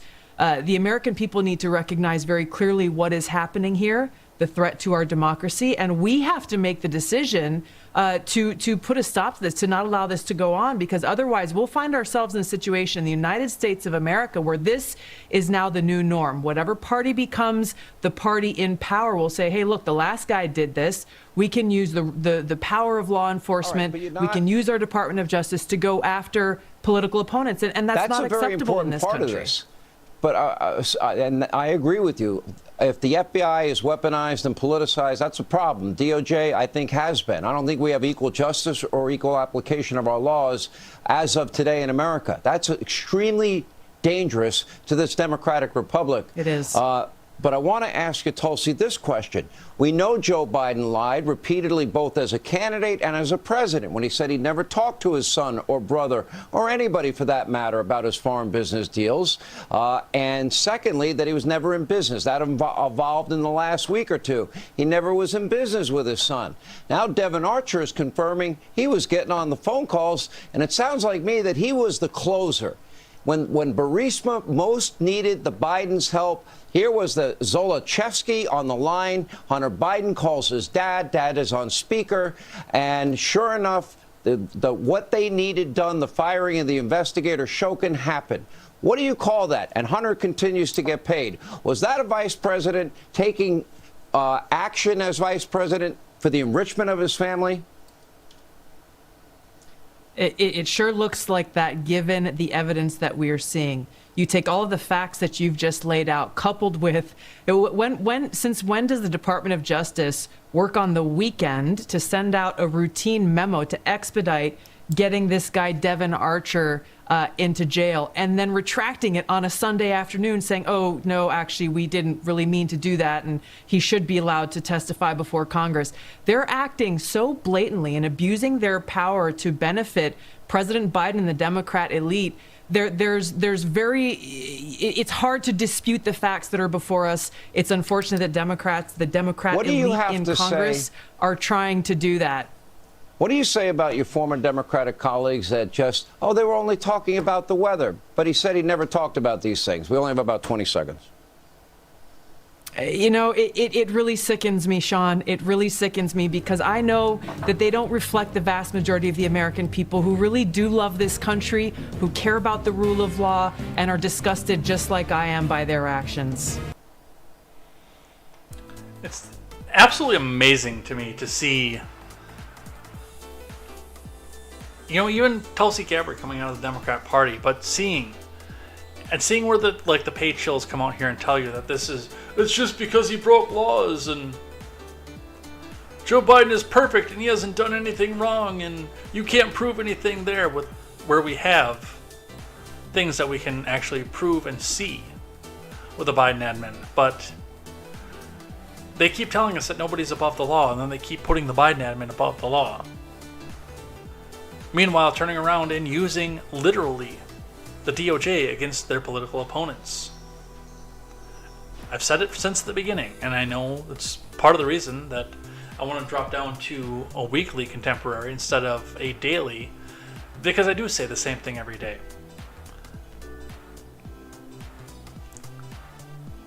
It was wrong for Donald Trump to say to lock Hillary up. That doesn't mean that she did not commit crime. She absolutely did. But we don't use the DOJ to go after our political enemies. That was wrong. And now, the Biden admin is doing it with impunity. Thank you, Coconut Mommy, for that. Let's grab one from the Daily Wire. How Trump's trial schedule lines up with the 2024 election calendar, from Daniel Chayton. On Monday, a federal judge set the start of former President Trump's federal election interference trial in Washington, D.C. for March 4th. That's one day before Super Tuesday, a significant day for Trump as he's seeking the 2024 nomination to run for a second term in the White House. More than a dozen key states, including California, Maine, Texas, North Carolina, Utah, and Virginia, are expected to hold their nominating contests on March 5th.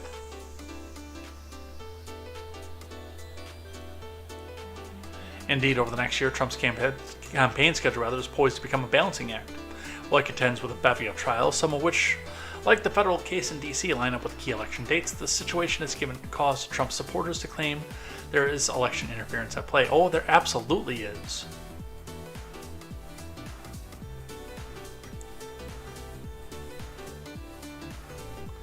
Kicking off a pair of civil matters heading to court, Trump faces a fraud suit brought by Letitia James that's set to go to trial on October 2nd. The defamation suit by E. Jean Carroll, who accuses the former president of raping her, is set to go to trial on January 15th, coinciding with the first in the nation Iowa Republican presidential caucus. He is probably not going to go to that one. It's not going to get dismissed either, sadly enough, even though they litigated it once already.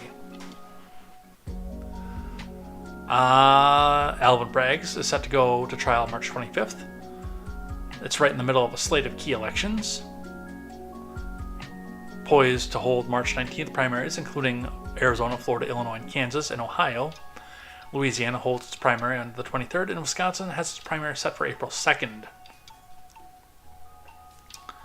The Smith documents case goes to trial on May 20th. Maryland and West Virginia are slated to hold their primaries on May 14th. And a few more, Idaho, Kentucky, and Oregon, have their scheduled for May 21st. And Georgia remains unclear as of this time, although they are saying that's probably going to be right in the middle of October. So, definitely a balancing act, and I think most people in the Republican Party have made their minds up at this point, honestly. And I think that they're going for this guy, but I guess we'll see where this goes and what happens with that. Speaking of elections, from CBS Austin, Zelensky says that he won't hold Ukrainian elections without financial support from the US and the EU. From Jackson Walker. Volodymyr Zelensky is demanding more aid from his country's allies, saying it will be unable to properly hold an election otherwise. The statement came in an interview published by Zelensky's office Sunday, in which the president named the ongoing war with Russia and martial law as significant factors preventing an election.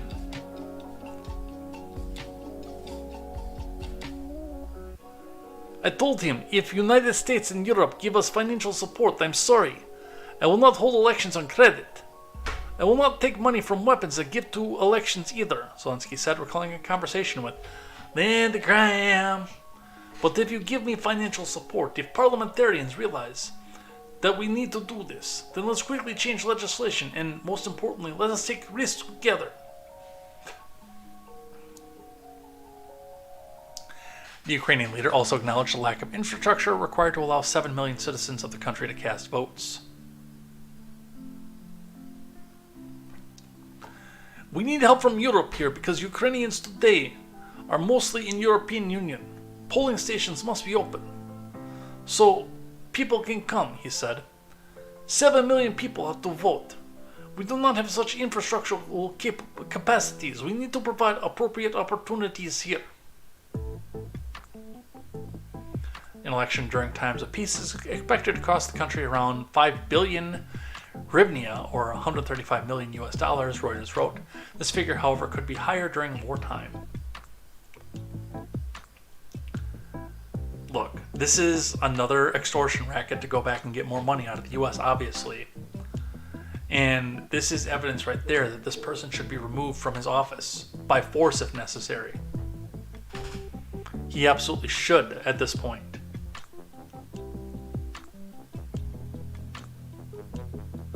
And I'm going to tell you right off the bat, you typically don't change horses in the middle of the river. That's the statement that they make. The old adage that they use when they talk about presidencies during war times. And I respect and understand the sentiment behind that. I don't like it, especially, when in the middle of wartime we had a fucking Bush in this country. But you typically don't. But that's neither here nor there. That's not for the president to decide. That's for the people to decide.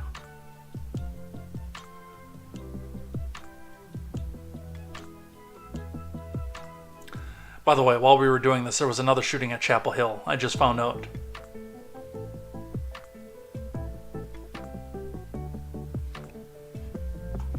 I see that we have the update over. I guess it wasn't while we were on air, but a lot of the details were coming out while we were on air.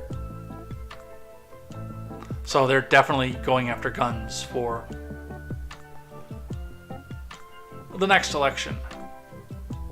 And with that, we are at the 2-hour mark, and I'm hungry. So we're going to hold off to the rest of these until tomorrow. But we do need to get through everything this week, by the way, because we're not coming back on Friday, at least for another month. So let's check in with the live chat. Let's see what we've got going on over there.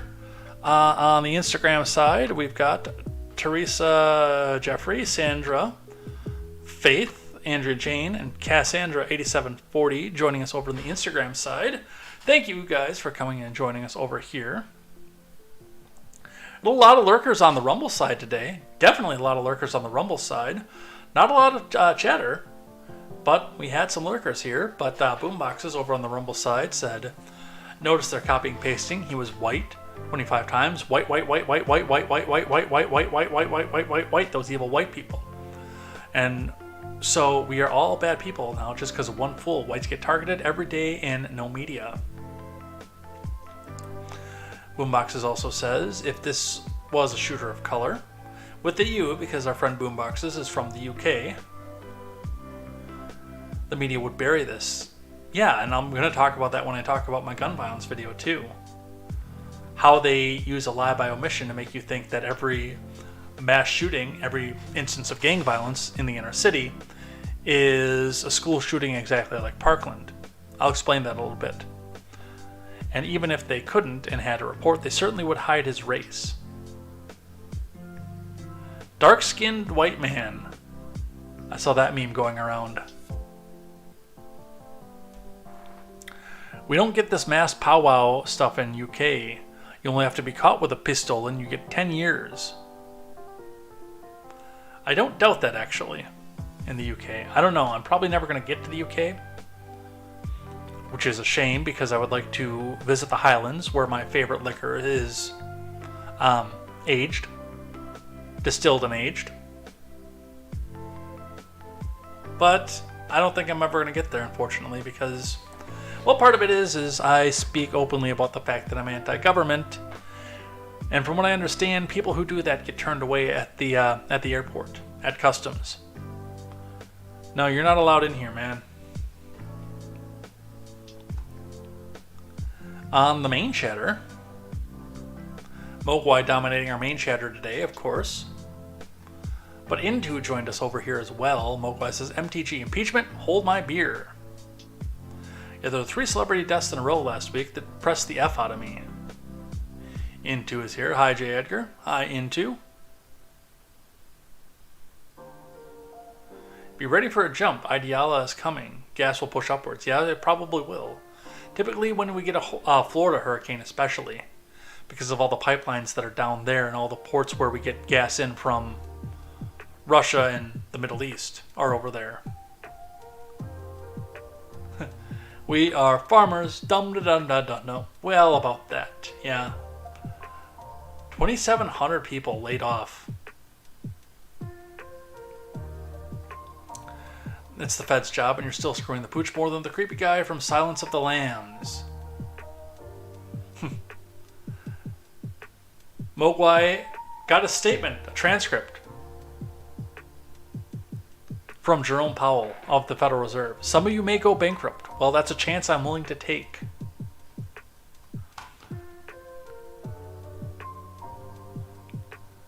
Apparently, the Doge is chasing Grumpy Cat in that pet park in the sky.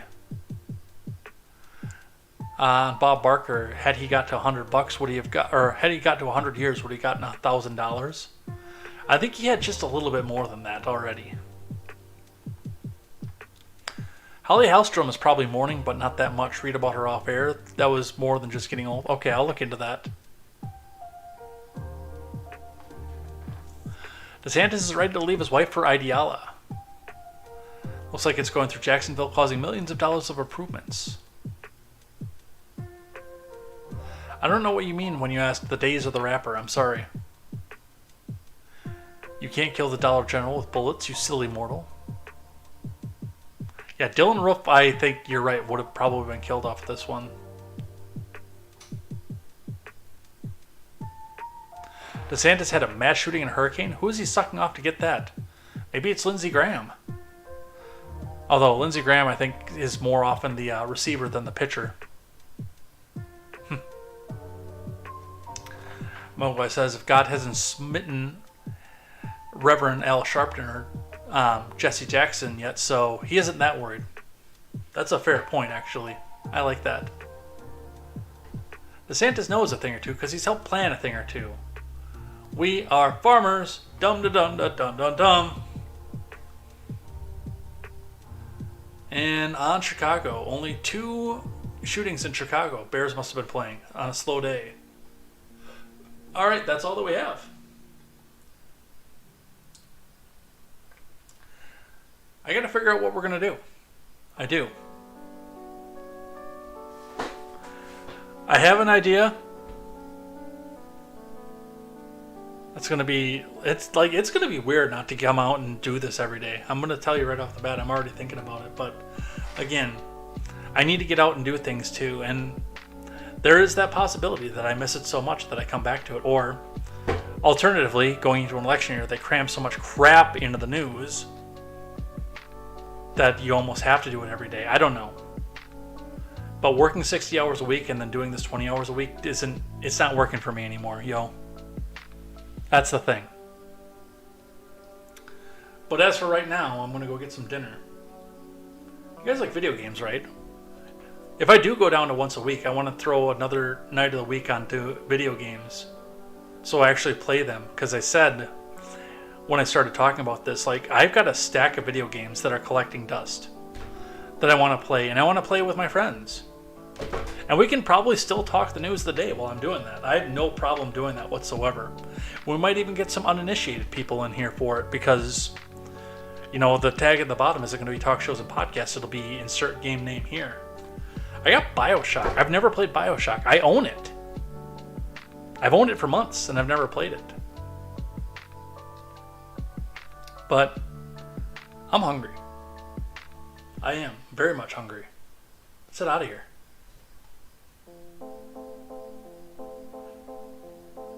That's not what I'm looking for. I'm looking for this over here.